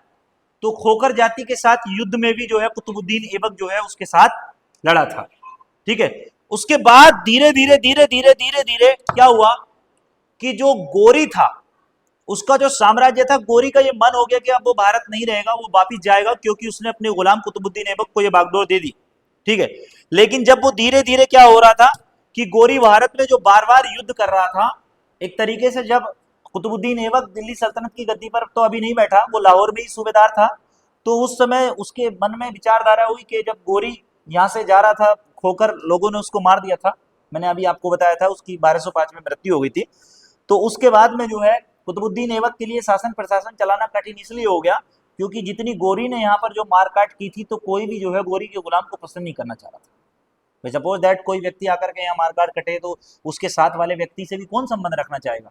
तो कुतुबुद्दीन ऐबक के सामने एक समस्या ये भी हो चुकी थी। दूसरी बात यह थी कि उस समय जब ऐबक, अर्थात कहने का मतलब है कि गोरी की डेथ हो गई, तो ऐबक जो था उस समय लाहौर का सूबेदार था। अब हुआ क्या कि जब यहां पर जो है गोरी की मृत्यु के बाद में हिंदुस्तान पर अब मृत्यु हो गई, लेकिन मृत्यु के बाद में मैंने आपको बताया था कि मोहम्मद गोरी के कोई पुत्र या कोई उत्तराधिकारी नहीं था, केवल उसका चचेरा भाई था गियासुद्दीन महमूद। ये बात है इतिहास के वर्णन, गियासुद्दीन महमूद उसका एक क्या था, चचेरा भाई था। लेकिन वो सबसे ज्यादा जो विश्वास करता था किस पर करता था, वो अपने गुलामों पे करता था, क्योंकि गुलाम ही उसके बेटे थे, गुलामों को वो पुत्रों की संज्ञा देता था। और उन्होंने गुलाम से इतनी आस, मतलब इतनी आशा कर ली थी कुतुबुद्दीन ऐबक ने गुलामों से कि मेरे मरने के बाद ये गुलाम, किसी की औलाद करती है ऐसा, मेरे गुलाम मेरे मरने के बाद मेरे नाम का खुतबा पढ़वाया करेंगे। खुतबा जानते हैं, जैसे जुमे की नमाज होती है ना, तो उससे पहले कुरान की कुछ आयतें होती हैं, उनको खुतबे के नाम से, किसी के नाम से पढ़ा जाता है वो। तो उस खुतबे के बारे में उसने लिखा है, मोहम्मद गोरी ने कहा कि मेरे मरने के बाद जो मेरे गुलाम होंगे वो मेरे नाम का खुतबा पढ़वाया करेंगे, ठीक है, और मेरे गुलामों पे मुझे पूरा भरोसा है, ठीक है। इसीलिए गोरी अपना उत्तराधिकारी नहीं चुन पाया था, उससे पहले ही रास्ते में अचानक में जो है वो गोरी की डेथ हो गई थी। और गोरी के डेथ के बाद में हुआ क्या कि गोरी का एक विशाल साम्राज्य, विशाल साम्राज्य कहां से, मैंने आपको बताया था कि गोरी का विशाल साम्राज्य जो था वो गजनी से लेकर के और पारुत में, अर्थात संपूर्ण उत्तर भारत में फैल चुका था।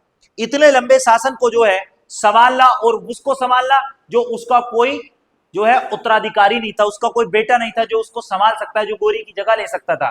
तो अब हुआ क्या कि गोरी के 3 सबसे बड़े विश्वापात्र गुलाम, जिनका नाम है यल्दोज, कुवाचा और तीसरे का नाम है कुतुबुद्दीन ऐबक। लेकिन ऐबक को मैंने बताया था कि ऐबक बड़ी उदार प्रकृति का व्यक्ति था, वो किसी से भी ज्यादा झगड़ा नहीं लेना चाहता था, वो दूसरों के लिए दया भावना रखता था।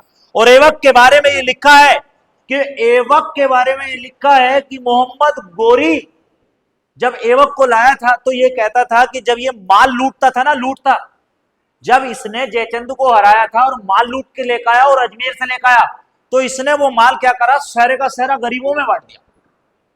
गोरी इसकी इस ईमानदारी को देखकर बड़ा खुश हुआ, जो इसने लूटा तो राजा के कोष से माल और शहरा गरीबों में बांट दिया।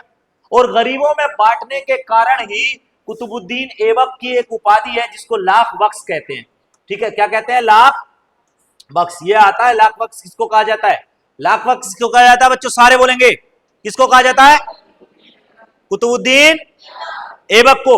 और क्यों कहा जाता है, क्योंकि ये लाखों में दान देता था। क्या करता था, ये लाखों में दान देता था।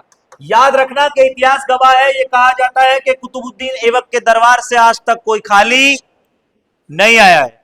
भारतीय इतिहास के पन्नों में यह दर्ज है कि अगर कोई कुतुबुद्दीन ऐबक ऐसा गुलाम राजा था कि अगर इसकी चौखट पे कोई व्यक्ति चला गया तो वो मतलब बिना लिए नहीं आया और उसको लाखों में दान देता था। मतलब कि जो चीज मांग ली उठा करके दे दी। कभी इसने ये नहीं सोचा कि मतलब ये महंगी है, सस्ती है, कैसी है, मूल्यवान है, मेरे यूज की है या क्या है, ठीक है, लाखों में दान, इसलिए इसको लाख बख्श अर्थात लाखों में दान देने वाला भी कहते थे, ठीक है। इसकी एक उपाधि और थी, ठीक है, एक लाख बख्श हो गई, एक उपाधि थी पील बख्श। क्या नाम था इसका, पील बख्श। क्या था दूसरी उपाधि, पील बख्श। क्या थी बेटा, पील बख्श। ये देखिएगा पील बख्श। अब ये पील, हाँ पील बख्श। पील बख्श क्यों कहा जाता था, क्योंकि ये हाथियों का दान भी देता था। क्या कहते थे इसको, हाथी होते थे, हाथी, उस समय ये हाथियों का दान देता था। हाथी, ये आता है पील बख्श, इसको क्या गया, हाथियों का दान, क्योंकि हाथी बहुत महंगे होते थे, आज भी महंगे होते हैं, ठीक है। लेकिन ये पील बख्श इसलिए कहा गया क्योंकि हाथियों का दान देता था। और एक उपाधि और थी इसकी, अभी एक उपाधि और थी जिसका नाम था, पहली उपाधि क्या हुई, लाख बख्श, दूसरी पील बख्श और तीसरी हुई हातिम द्वितीय। क्या नाम था, हातिम द्वितीय। ये इसकी तीसरी उपाधि थी।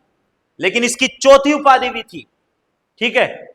इसको क्या कहते थे, इसको कहा जाता था कुरान खां। क्या कहा जाता था, कुरान खां, क्योंकि कुरान की कंठस्थता के कारण इसको जो है लोग धीरे धीरे क्या कहने लगे, कुरान खा कहने लगे। उतारिए इसको।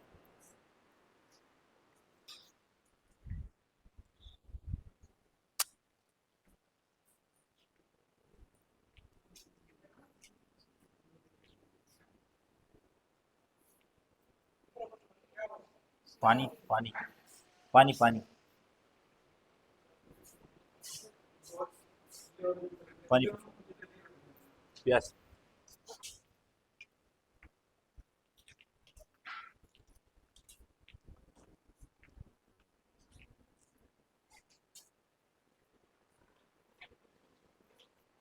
उतार लिया, मिटा दें सब।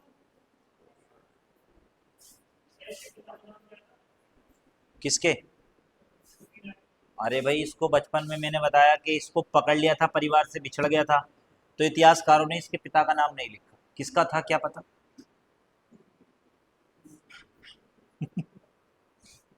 चलिए कोई बात नहीं, बच्चों की जो समझ में आता है वो पूछ लेते है ना। लेकिन बेटा, हाँ ये हटाओ। हातिम ताई 7 सवाल। हातिम का मतलब तो मैंने नहीं पढ़ा क्या होता, जो रियल है। ठंडा है क्या? बिल्कुल चिल्ड। चलो तो सही। पानी पी लो बच्चों। 1 मिनट जरा पेट्रोल डाल।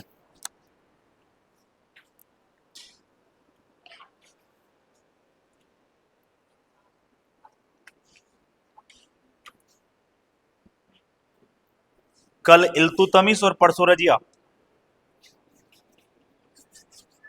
कल इल्तुतमिश और परसों रजिया। रजिया की कहानी बड़ी मजे की।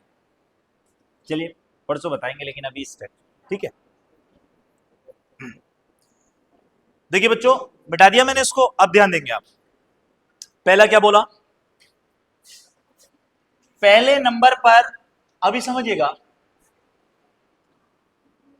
बच्चों, इधर ध्यान, सभी बच्चे ध्यान।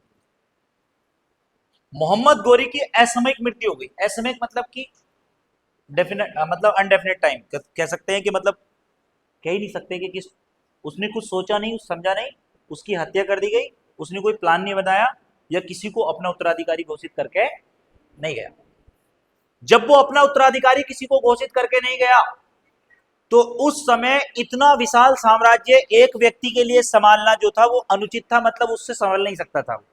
लेकिन क्या था, मैंने आपको कहा कि कुतुबुद्दीन ऐबक जो है उदार प्रकृति का व्यक्ति था, और उसकी ये उदारता जो थी वो बड़ी अच्छी थी।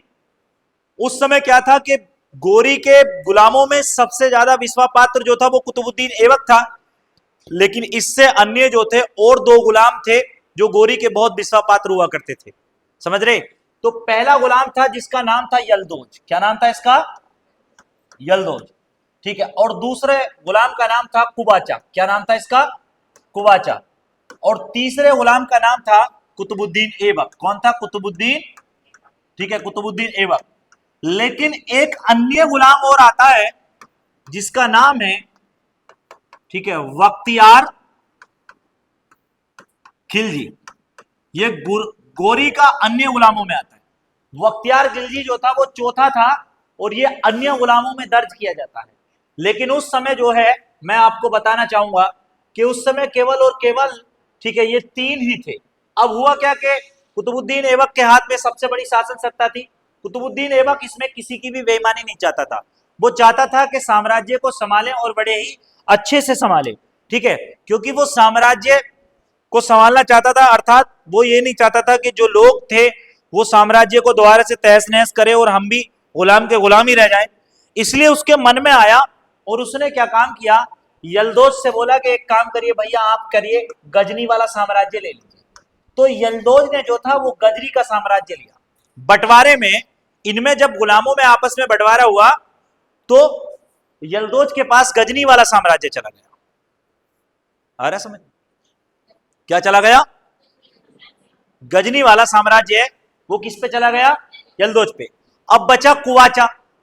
अब गजनी तो चला गया यलदोज के पास। कुवाचा के पास में क्या हुआ कि कुवाचा बोला कि भाई हमको भी चाहिए, क्योंकि ख्वाजा भी बड़ा खूंखार था। इसने क्या काम किया, इसने सिंध और दूसरा साम्राज्य मुल्तान, ठीक है, इसने सिंध और मुल्तान वाला इलाका ले लिया। अब बचा बेचारा कुतुबुद्दीन ऐबक, ठीक है। कुतुबुद्दीन ऐबक के हिस्से में सबसे पहले मैं आपको बताऊंगा, कुतुबुद्दीन एक तो वो लाहौर का सूबेदार ऑलरेडी था ही, याद होगा आपको, दिल्ली भी इसके अधीन हो गया। क्या हो गया कि लाहौर और दिल्ली इसके अधीन हो गया। और मैं कह सकता हूं, यहां पर लिख सकता हूं कि समस्त उत्तरी भारत, याद रखना, समस्त उत्तरी भारत, अर्थात कहने का मतलब यह है दिल्ली, लाहौर और समस्त उत्तरी भारत जो कुतुबुद्दीन ऐबक के कब्जे में था। हम कह सकते हैं कि कुतुबुद्दीन ऐबक के पास में सबसे ज्यादा बड़ा साम्राज्य था। क्या था? क्योंकि इसमें बिहार, यूपी, ऊपर के जितने भी आप देख रहे हैं सारे, उस समय बिहार यूपी के अंदर जितने भी जिले हुआ करते थे, छोटे छोटे सूबे थे उत्तर भारत में, अजमेर, कन्नौज, ये वो, ठीक है, वो सारे के सारे किसके अकॉर्डिंग आ गए? कुतुबुद्दीन ऐबक के। और अभी जो मैंने चौथे नंबर पे लिखा था बख्तियार खिलजी, याद रखना, जो बख्तियार खिलजी था, ठीक है, इसके कब्जे में था केवल और केवल बंगाल। क्या था? बंगाल।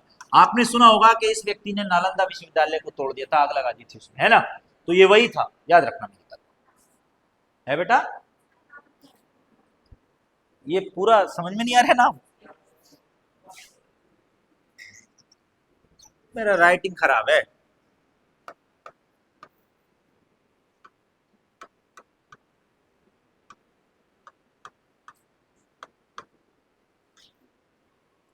अब सही है? बख्तियार खिलजी, देखिए बंगाल वाला।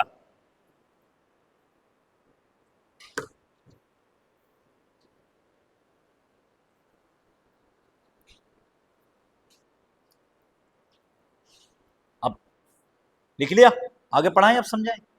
देखिए हुआ क्या कि 25 जून 1206 को, कितने को बेटा? 25 जून 1206, 25 जून 1206 को कुतुबुद्दीन का क्या हुआ? ठीक है, कुतुबुद्दीन का राज्याभिषेक हुआ। क्या हुआ बेटा? आपको बता दें, राज्याभिषेक हुआ। अर्थात जो था 25 जून 1206 को कुतुबुद्दीन ऐबक जो था वो लाहौर की गद्दी पर बैठा बिल्कुल स्वतंत्र रूप से, अर्थात दिल्ली उसके अधीन आ गया। दिल्ली क्या आ गया? उसके अधीन आ गया, ठीक। लेकिन क्या था कि अभी ये वैध उत्तराधिकारी नहीं था। वैध जानते हैं? ये अनवैलिड था, अभी वैलिड नहीं था। क्यों था? क्योंकि ये आपस में इन्होंने साम्राज्य तो बांट लिया था, लेकिन गजनी पर जो आपका यलदोज जो शासन कर रहा था वो सही प्रकृति का व्यक्ति नहीं था। वो चाहता था कि मैं उत्तर भारत में भी अपनी जड़ों को जमा दूं, और ये चाहता था कि गयासुद्दीन का जो उत्तराधिकारी, मतलब जो गोरी का उत्तराधिकारी था, गयासुद्दीन महमूद जो उसका चचेरा भाई था, वो गजनी के अंदर मौजूद था। ये चाहता था कि एक बार जो है वो ये कहे कि आप यहाँ का दायित्व संभालें। उसने 1208 में उसने क्या काम किया? किसने? गयासुद्दीन महमूद ने, ठीक है, अर्थात कह सकते हैं कि महमूद ने 1208 में, कितने में बेटा?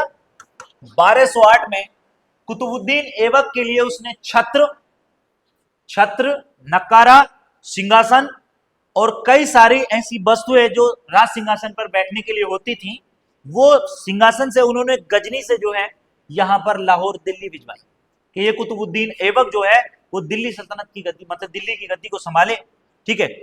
जब उस पर वो 1208 में वो पहुंची तो उसको लगा कि अब मैं यहाँ का वास्तविक संस्थापक हूं, मतलब कि अब मैं यहां पर साम्राज्य विस्तार कर सकता हूं या इस चीज को बढ़ा सकता हूं।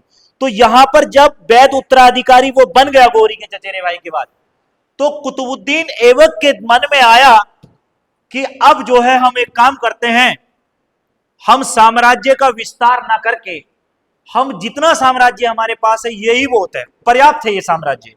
क्योंकि अगर कुतुबुद्दीन ऐबक अपने साम्राज्य का विस्तार फिर भी करता रहता तो उसके पास गोरी जैसी ताकत नहीं थी, क्योंकि उसका साम्राज्य 3 जगहों में बट गया। उसके खुद के अपने दुश्मन खड़े हो गए। नसरुद्दीन ख्वाजा उसके दुश्मन तो थे, वो ये चाहते थे कि इस गुलाम को ना मिले, ये बीच में आया और सारा साम्राज्य हड़प करके बैठ गया। क्योंकि गोरी का सबसे विश्वापात्र होने के कारण लोग उसको नापसंद करते थे। क्यों? कौन नापसंद करता था उसको? उसको जो है उसी के गुलाम, जो गोरी के अन्य गुलाम थे, वो उसको नापसंद करते थे, क्योंकि वो गोरी का सबसे बड़ा विश्वापात्र व्यक्ति था। इसलिए जो है वो नहीं चाहते थे कि जो है कुतुबुद्दीन ऐबक दिल्ली का या लाहौर का संस्थापक बने या लाहौर पर जो है वहां का साम्राज्य को संभाले, इसलिए उसको इनसे अपने दुश्मनों से डर था। और उसने जो है जब उसको 1208 में वैध उत्तराधिकारी घोषित किया गया तो उसने वहां पर जो है साम्राज्य विस्तार पे ध्यान ना दे करके उसने ये प्रण लिया कि वो साम्राज्य विस्तार ना करके केवल जितना शासन उसके पास, जितनी जगह उसके पास है, वो उतनी जगह के ही शासन को मजबूत करेगा, बढ़िया से इन लोगों को जो है समझाएगा, यहां पर अपनी शासन सत्ता को बेहतर बना करके रखेगा और इसी से जो है वो संपूर्ण दिल्ली लाहौर पर जो है अपना कब्जा काबिज रख सकता है। ये बात मोहम्मद कुतुबुद्दीन ऐबक के माइंड में हो गई, क्योंकि कुतुबुद्दीन ऐबक अनपढ़ तो था नहीं कि उसको समझ में नहीं आता, एक बहुत स्टेबल माइंड इंसान था। तो उसने क्या काम किया कि इसने अपने राजनीतिक जीवन को 3 चरणों में बांटा। किसने बांटा आपको बता देते हैं, देखिए 3 चरणों में बांटा राजनीतिक जीवन। देखिए 3 चरण कौन से थे मैं आपको बताता हूं। अब आप यहां से जो है ये ध्यान लगाइएगा, जो इसका किसका कुतुबुद्दीन ऐबक का जो चरण था वो सबसे पहले कौन सा चरण था, 1192 में गोरी का सबसे 20वां पात्र बना और 1206, देखिए 1192 से 1206 तक, कितने तक, ये रहा गोरी का प्रतिनिधि। गोरी का प्रतिनिधि, प्रतिनिधि जानते हैं किसको कहते हैं,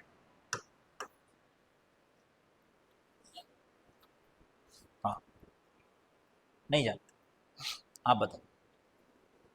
यूपीएससी के बच्चों, अगर मैं बच्चों आपसे अगर मैं क्वेश्चन पूछ लेता हूं तो आपको कोई दिक्कत तो नहीं है, इस तरीके से तो पूछ लेना चाहिए ना, थोड़ी मेरे तंतु को भी आराम मिल जाता है, अच्छा ही लगता है ना पूछना।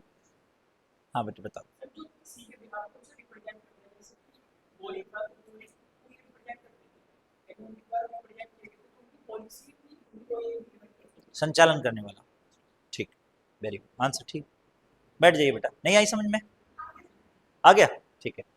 जैसे मान लो अब मैं हूं, मैं तुम में से किसी एक व्यक्ति को अपना 20वां पात्र, मैंने कि भाई मार कर तू ही रखेगा, पानी तू ही लेगा, ठीक है, और जो भी नियम है, नोट्स, बच्चे कह रहे हैं नोट्स चाहिए सर, तो अरे सुन तो लो मेरी बात कम से कम, मैं ये पढ़ा रही हूँ अभी, ठीक है। तो उस टाइम जो है वो कहेगा ठीक है सर, आप बच्चों को नोट्स वही दे रहे हैं, मैंने उसको दे दिए, मुझे कोई मतलब नहीं है ना।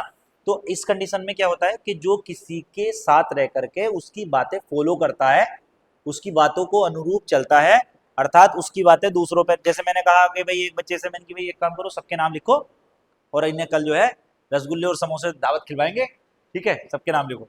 तो इस तरीके से प्रतिनिधि का रूप जो था गोरी का प्रतिनिधि रहा, कब से कब तक, क्योंकि 1205 में गोरी की डेथ हो गई थी, या 5 में नहीं 6 में, है ना 5, तो इसका मतलब याद करते हैं आप, ठीक है। तो 1205 में गोरी की डेथ हो गई, तो पहला पीरियड तो यहां पे रहा, उसके बाद 1206 से 1208 तक, 1206 से 1208 तक, ये 1206 से 1208 तक क्या रहा आपको पता है, ये 1206 से 1208 तक जो है इसने जब शासन किया, क्योंकि 1206 में दिल्ली सल्तनत पर बैठ गया, उसके बाद में ये गोरी सल्तनत का मालिक रहा। क्या रहा ये गोरी सल्तनत का मालिक, क्या रहा गोरी सल्तनत का, क्या रहा बेटा, ये मालिक रहा। और मालिक रहने के साथ साथ आपको बता दूं इसने 2 पदवियां ग्रहण की, एक तो आपको बता दें सिपह सलार,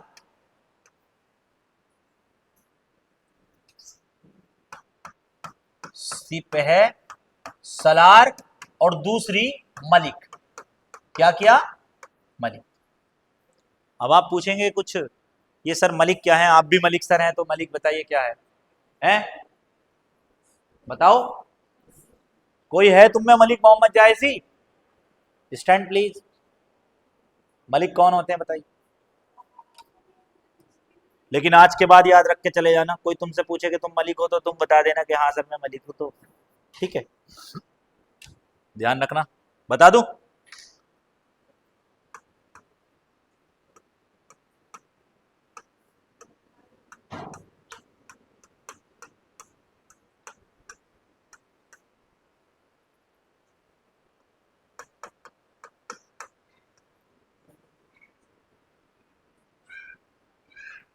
गर्दन तो हिला दी तुसी पर असी समझ में नहीं आया, यही बात है ना। ये अमीर सरदार कौन होते थे, चलो बताओ अगर तुम्हारी समझ में आ गया तो।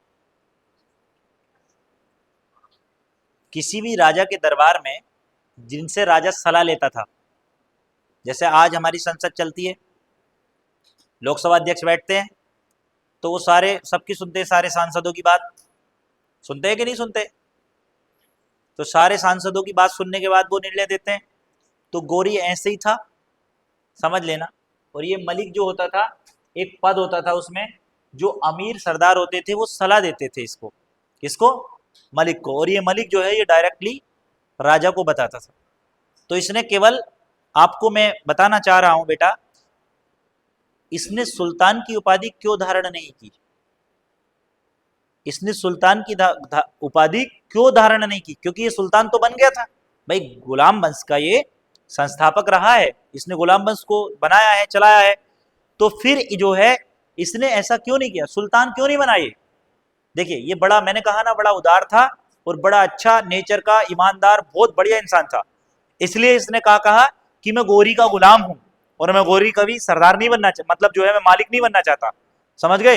तो इसने क्या काम किया, सिपाही सलार, जो उसके चीजों को फॉलो करने वाला है, मलिक मतलब जो उसके सेना का कंडक्ट करने वाला था, अमीर सरदार कहाँ कैसे लड़ना है, क्या करना है, ये उनको सलाह देते थे। तो मलिक जो होता था, मलिक एक उपाधि थी, सिपाही सलार भी एक उपाधि थी। तो ये उपाधि वो थी जो कि मतलब वो सुल्तान नहीं था, केवल केवल वो गौरी का दायित्व निर्वहन कर रहा था, कि गौरी के सपने को पूर्ण कर रहा था, कि गौरी का जो जो साम्राज्य वाचस है उसको वो खत्म ना हो उसका, है ना। तो इसने सुल्तान की उपाधि को धारण ना करके इसने क्या काम किया, सिपाही सलार और मलिक की उपाधि को धारण, ये मालिक नहीं है मलिक है, तो इसकी उपाधि को धारण कर लिया इसने, ठीक है। और ये यहां पर बैठ गया। लेकिन उसके बाद में, ठीक है, 1208 से लेकर के कितने तक, 1208 से लेकर के और 1200 कितने तक, 10 तक इसका साम्राज्य रहा ना भाई। 1210 में तो आपकी डेथ हो गई थी इसकी। तो 1210 तक ये स्वतंत्र भारतीय राज्यों पर शासन करा था इसने। तो स्वतंत्र भारतीय राज्यों पर शासन किया था, याद रखना, स्वतंत्र आपका भारतीय राज्यों पर शासन, ठीक है, स्वतंत्र भारतीय राज्यों पर क्या था, शासन किया था इसने। यहां पर समझ लीजिएगा कि इतनों पर जो है इसने राज्यों पर शासन किया बेटा। अब यहां से आप चलते हैं, ठीक है, आगे की तरफ। हम इसने अपने नाम के ना तो सिक्के चलवाए, देखिए इसने अपने नाम के ना तो सिक्के चलवाए और ना ही क्या करा, ना खुतबा पढ़वाया। किसने, कुतुबुद्दीन ऐबक ने। जबकि सुल्तान कौन था, गौरी, तो गौरी ने तो खुतबा भी पढ़वाया, सिक्के भी चलवाए। लेकिन कुतुबुद्दीन ऐबक के बारे में आता है कि कुतुबुद्दीन ऐबक ने अपने नाम का ना तो सिक्का चलवाया और ना ही खुतबा पढ़वाया, क्योंकि वो एक गुलाम की तरह ही रहा लास्ट तक।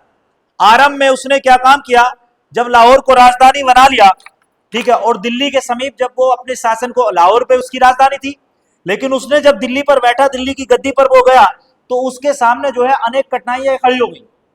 दिल्ली की गद्दी पर बैठने के बाद उसके सामने अनेक कठिनाई खड़ी हो गई। कठिनाई क्या खड़ी हुई, क्योंकि जो मोहम्मद गोरी वहां पर अत्याचार करके गया था, तो लोग जो थे वहां पर अपनी आवाज उठा रहे थे कि हम कुतुबुद्दीन ऐबक के अधीन नहीं रह सकते। कारण, क्योंकि कुतुबुद्दीन ऐबक जो था वो मोहम्मद गोरी के युद्धों में शामिल था और उसने कई जगह गोरी के प्राण बचाए थे। तो लोग इसलिए जो है इससे चिढ़ते भी थे।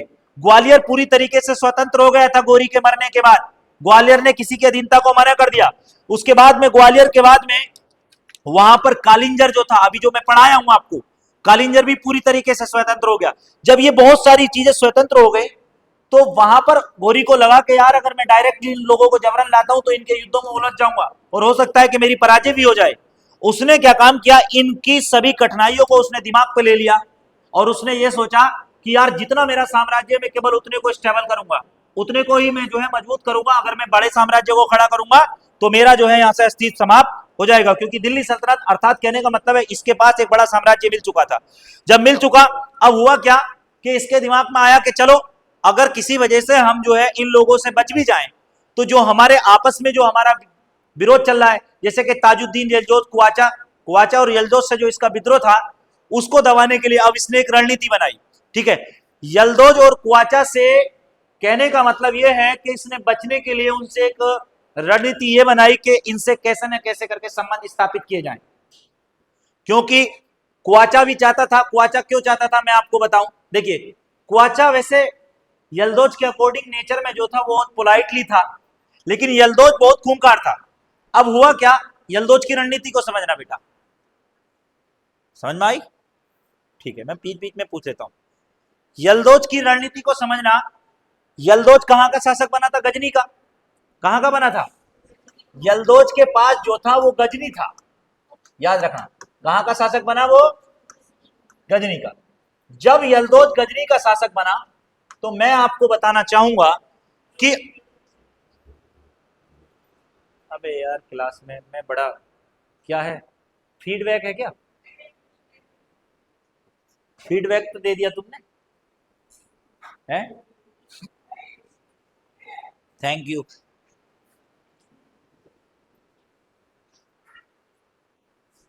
आप बीच क्लास से क्यों जाते हैं? जो कहीं ट्रेन से जाते हैं, ठीक है कोई। ऐसा ना हमारी क्लास में सब अच्छा जाता नहीं है, हमें बड़ा दुख हो जाता है फिर मुझे कि गया क्यों, इसका मतलब इसको समझ में नहीं आया। नहीं, मेरी क्लास में कहीं भी मैं पढ़ाता हूँ अपने कोचिंग पे भी, तो मेरी क्लास से बच्चे नहीं आते, और मैंने किसी बच्चे को डांट के बिठाया नहीं आज तक जबरन। लेकिन मैं ये नहीं कह रहा मैं बहुत अच्छा पढ़ाता हूँ, लेकिन मैं मजे मजे में पढ़ाता रहता हूँ, ठीक है। लगता है कुछ मिलेगा, अभी देखो बड़ा अच्छे से मिलेगा। क्या मिलेगा अब समझना, क्या मिलेगा। कौन बना? यलदोज जो था, गजनी का साम्राज्य इसको मिल गया। अब यलदोज के दिमाग में यह बैठ गई कि गजनी जो था वो मोहम्मद गोरी का जो वास्तविक स्थान था या उसका वास्तविक साम्राज्य था वो कौन था? भाई गजनी था। तो उसके दिमाग में यह आया कि यार मैं सबसे बड़ा राजा हूं और मैं इन चीजों को जो है हासिल कर सकता हूं। उसको जो है मैं हो गई कि यार गजनी मुझे मिल गया, इसका मतलब क्या है कि ये जो कुतुबुद्दीन ऐबक है ये मेरे अकॉर्डिंग चलेगा। अब मैं मोहम्मद गोरी और ये जो है मेरा गुलाम। कौन? कुतुबुद्दीन ऐबक। लेकिन थे क्या वो? तीनों गुलाम थे। इसकी सोच ऐसी थी। इसने क्या काम किया, जब ये गजनी की गद्दी पर बैठा तो कुछ दिन तो इसने देखा, और जब इससे रहा नहीं गया तो इसने बेचारे ने क्या काम किया, इसने बोला गजनी तो अपने कब्जे में ही है, चलिए एक बार और। इसने डायरेक्ट जो है लाहौर, जो कि कहने का मतलब यह है कुतुबुद्दीन ऐबक की राजधानी थी, अटैक कर दिया। जब कुतुबुद्दीन ऐबक की राजधानी इसने जो है लाहौर पर अटैक कर दिया तो कुतुबुद्दीन ऐबक ने इसे बुरी तरीके से खदेड़ा, ठीक है, बुरी तरीके से क्या कर दिया, इसको खदेड़ दिया। और जब खदेड़ा तो ये वापिस कहां भाग गया? गजनी। कुतुबुद्दीन ऐबक बोला कि रुक, अभी तू गजनी तक। कुतुबुद्दीन ऐबक ने इसका पीछा गजनी पर किया और गजनी पर जाकर के कुतुबुद्दीन ऐबक ने दोबारा से अटैक किया। बोले ले तुझे मैं बताता हूँ, क्योंकि इसके पास सेना स्टेबल थी। कुतुबुद्दीन ऐबक, अच्छे लोग तो जो है हर जगह अच्छे रहते हैं ना, है ना, ठीक है। तो अब क्या हुआ कि वापिस ये गजनी को भाग गया। यलदोज क्या आया? गजनी। बोले यार इससे तो बेकार में पंगा लिया, ठीक। तो ये पीछे को भाग गया। जब भागा तो कुतुबुद्दीन ऐबक को गुस्सा आया और कुतुबुद्दीन ऐबक बोला चलो भाई चलो गजनी पर अटैक करो। और इसने जो है गजनी पर अटैक कर दिया। किसने? कुतुबुद्दीन ऐबक ने। और अटैक तो किया, आक्रमण करने के बाद गजनी को भी जीत लिया और इसको कैद कर लिया। बोले चला इधर। जब इसको कैद कर लिया तो गजनी के जो लोग थे वो इसके समर्थक थे। किसके समर्थक थे बेटा? किसके? यलदोज के। गजनी के लोग इसके समर्थक थे। और यलदोज से एक रिश्ता और भी था कुतुबुद्दीन ऐबक का, क्योंकि उसने पहले रिश्ते बनाए थे इनसे। उन्होंने सोचा कि यार अगर मैं इनसे रिश्ते स्थापित कर लूंगा, ये मेरे रिश्तेदार हो जाएंगे तो यार मुझ पर अटैक नहीं करेंगे, क्योंकि उसके पास भी ऑप्शन थे। तो उसने सबसे पहले क्या काम किया, यलदोज को, यलदोज जो था, शायद यलदोज के साथ क्या किया था उसने,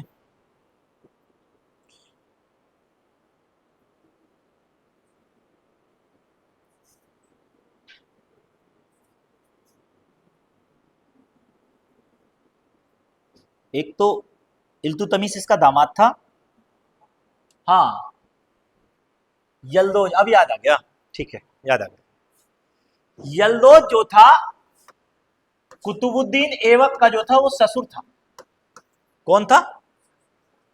ससुर था, ठीक है, अब याद आ गया मुझको। और कुवाचा जो था, कुवाचा, कुवाचा जो था वो बहनोई था। कौन था वो? बहनोई था। बहनोई जानते हैं किसको कहते हैं? जीजा जी। जीजा था किसका? कुतुबुद्दीन ऐबक का। ये ससुर था यलदोज। देख रहे हो, घर का वेदी लंका डाए, ससुर मार रहा अपने दामाद से माल लूट रहा, समझ गए हैं? अब मान लो किसी ने मुंह बोली बहन बना ली, मुंह बोली बहन बना ली, अब तो हो सकता है कि उसको विवाह उन्होंने कर दिया हो। राजा महाराजाओं की बात थी, दान देने वाले थे, उदार प्रकृति के थे, हो गया, है ना। उसने अभी तो, अब कहो पुत्री तो होगी ना, पुत्री तो हो सकती है ना, ठीक है। तो अब हुआ क्या कि इसने जो है जब इसका गजनी था मारा तो ये ससुर था, तो वहां के गजनी के लोग इसके समर्थक थे। फिर इसको यार आया कि चल मेरा ससुर है यार, छोड़ हटा, कोई बात नहीं है, ठीक है। घरवाली भी मना करने लगी होगी कि ठीक है जी छोड़ दो, आप पापा की बात है छोड़ो, है ना। तो वहां जो है यल्दोज का साम्राज्य उसको वापिस गजनी उसने दे दिया। क्वाचा ने इसके खिलाफ कोई विद्रोह नहीं किया, क्योंकि क्वाचा से उसके जो संबंध थे वो उसका बहनोई था। उसको लगा कि यार कुतुबुद्दीन ऐबक ने हमारी बहन दी तो यार साले पर अटैक अच्छा नहीं लगेगा, वैसे ही मैं दहेज लेकर बैठा हूं बहुत सारा, ठीक है। तो उसने जो है क्वाचा ने कोई भी अटैक जो है कुतुबुद्दीन ऐबक के खिलाफ नहीं किया, और उनके संबंध जो थे वो स्थापित रहे। लास्ट में कुछ कटु हो गए थे, अब थोड़े बहुत तो हो ही यहाँ इधर उधर के, है ना। बहन ने शिकायत कर दी भैया मार रहा, तो इतना ही में मतलब हो जाता है, क्यों मार रहा है मेरी बहन को, ठीक है। तो यहां पर जो है उसके संबंध जो थे, कहने का मतलब है क्वाचा के साथ जो है वो घनिष्ठता के संबंध थे, उनके मित्रतापूर्ण संबंध थे, तो वहां से कुछ नहीं हुआ। उसके बाद एक शासक और था जो कि सबसे ज्यादा चिंताजनक शासक था, उसका नाम था ख्वारिजम, ख्वारिजम शाह। ये ख्वारिजम शाह जो था, मैं आपको बताऊं, ये शासक एक ऐसा शासक था जिससे कुतुबुद्दीन ऐबक को सबसे ज्यादा भय रहता था। कुतुबुद्दीन ऐबक को सबसे ज्यादा भय रहता था, खतरा था। क्यों? क्योंकि ख्वारिजम शाह जो था वो अफगानिस्तान के बराबर करीब में था, ये ख्वारिजम का शासक था। इसकी नजर जो थी वो गजनी पर थी, याद रखना गजनी पर थी। और कुतुबुद्दीन ऐबक को यह पता था कि अगर ख्वारिजम शाह अगर यल्दोज पर अटैक करके गजनी को प्राप्त करता है, और उसको यह भी पता था कुतुबुद्दीन ऐबक को कि ख्वारिजम शाह जो है यल्दोज को हरा देगा और गजनी जीत लेगा, लेकिन उसने इस तरीके की जो है एस्टैब्लिशमेंट शासन किया कि ये आक्रमण नहीं कर पाया। उसको यह डर था कि यल्दोज, कारण यह था कि अगर गजनी ख्वारिजम शाह अगर जीत लेता तो उसके लिए दिल्ली सल्तनत, लाहौर, मुल्तान, सिंध जीतना बहुत आसान हो जाता, इसलिए उसने इसके अटैक नहीं होने दिए ख्वारिजम शाह, ठीक है। क्या कर दिया उसने, इसके अटैक नहीं होने दिए। जब नहीं होने दिए तो इसका जो है अधिकार का जो दावा था वो वही खत्म हो गया, ठीक। अब इसके बाद में एक लास्ट अटैक आता है, मैं आपको बताऊंगा। यहां पर केवल एक अटैक बंगाल का, बख्तियार खिलजी का नाम सुना है, छोटा सा, बस यही गुरुजी खत्म कर रहे हैं इसको, ठीक है। बख्तियार खिलजी, ये बोर्ड पढ़ लो बच्चों थोड़ा सा, बख्तियार खिलजी। याद रखना कि बख्तियार खिलजी के बारे में मैं बता देता हूं कि बख्तियार खिलजी जो था वो तुर्की सत्ता की स्थापना जो है के समय इसमें बंगाल इसको मिल गया था। किसको मिल गया था? बंगाल। जब बंगाल इसको मिल गया, बंगाल और लखनौती पर इसने अधिकार कर लिया। किसने? बख्तियार खिलजी ने। किस पर किया? बंगाल और प्लस आपका लखनौती। जब यहां पर अधिकार कर लिया इसने बख्तियार खिलजी ने, तो हुआ क्या कि बख्तियार खिलजी में अली मर्दान एक व्यक्ति था वहां पे। कौन था? अली मर्दान, बंगाल के अंदर। अली मर्दान ने क्या काम किया? अली मर्दान ने जो है बख्तियार खिलजी की क्या कर दी? हत्या कर दी। समझ रहे हैं मेरी बात? इसने क्या कर दिया? इसकी हत्या कर दी। किसकी बेटा? ध्यान दो, लास्ट खत्म होने वाला है। ये बख्तियार खिलजी जो था वो बंगाल और लखनौती पर अधिकार करके बैठ गया, ठीक है। और ये दुश्मन किसका था? इसका भी था, क्योंकि ये गुलाम था, एक गोरी का ये भी गुलाम था। इसने क्या काम किया कि अली मर्दान ने जब बख्तियार खिलजी की हत्या कर दी, आ रहा हूं एक मिनट, तो उस समय यहां पर जो है मोहम्मद शेरा जो था, यहां के लोगों ने मोहम्मद शेरा को जो है यहां पर जो है बैठा दिया। किस चीज पर बैठा दिया बेटा? गद्दी पर। और उसके बाद इसको जो है अली मर्दान को गिरफ्तार कर लिया। जब अली मर्दान को गिरफ्तार कर लिया तो अली मर्दान को कैद कर में डाल दिया, लेकिन मौका पाकर अली मर्दान भाग गया, और भाग कर के वो कुतुबुद्दीन ऐबक के पास गया और उसने कुतुबुद्दीन ऐबक से मदद मांगी। बाद में कुतुबुद्दीन ऐबक ने लाहौर का एक सूबेदार कैमराओं को भेजा और मोहम्मद शेरा को मरवा दिया, और मरवाने के बाद पुनः बंगाल और लखनौती दोनों इसके कब्जे में आ गए। और कहा जाता है इतिहास के अंदर कि 1210 में चौगान पोलो खेलते हुए कुतुबुद्दीन ऐबक की मृत्यु घोड़े से गिर करके हो गई, क्योंकि उसको एक बीमारी थी। वो अपने शरीर पर जो है एक लेप लगाकर जो है पोलो खेल खेलता था पसीने की वजह से। तो जब वो खेल खेल रहा था तो घोड़े से वो फिसल गया और गिर गया। कहते हैं ना, पानी का तैराक पानी में मरता है और आपका खिलाड़ी आग में, और घोड़े का जो है वो घोड़े से। और यहीं पर जो है ये इतिहास खत्म होता है। कुब्बतुल इस्लाम मस्जिद के बारे में हम कल बता देंगे, टाइम। ओके।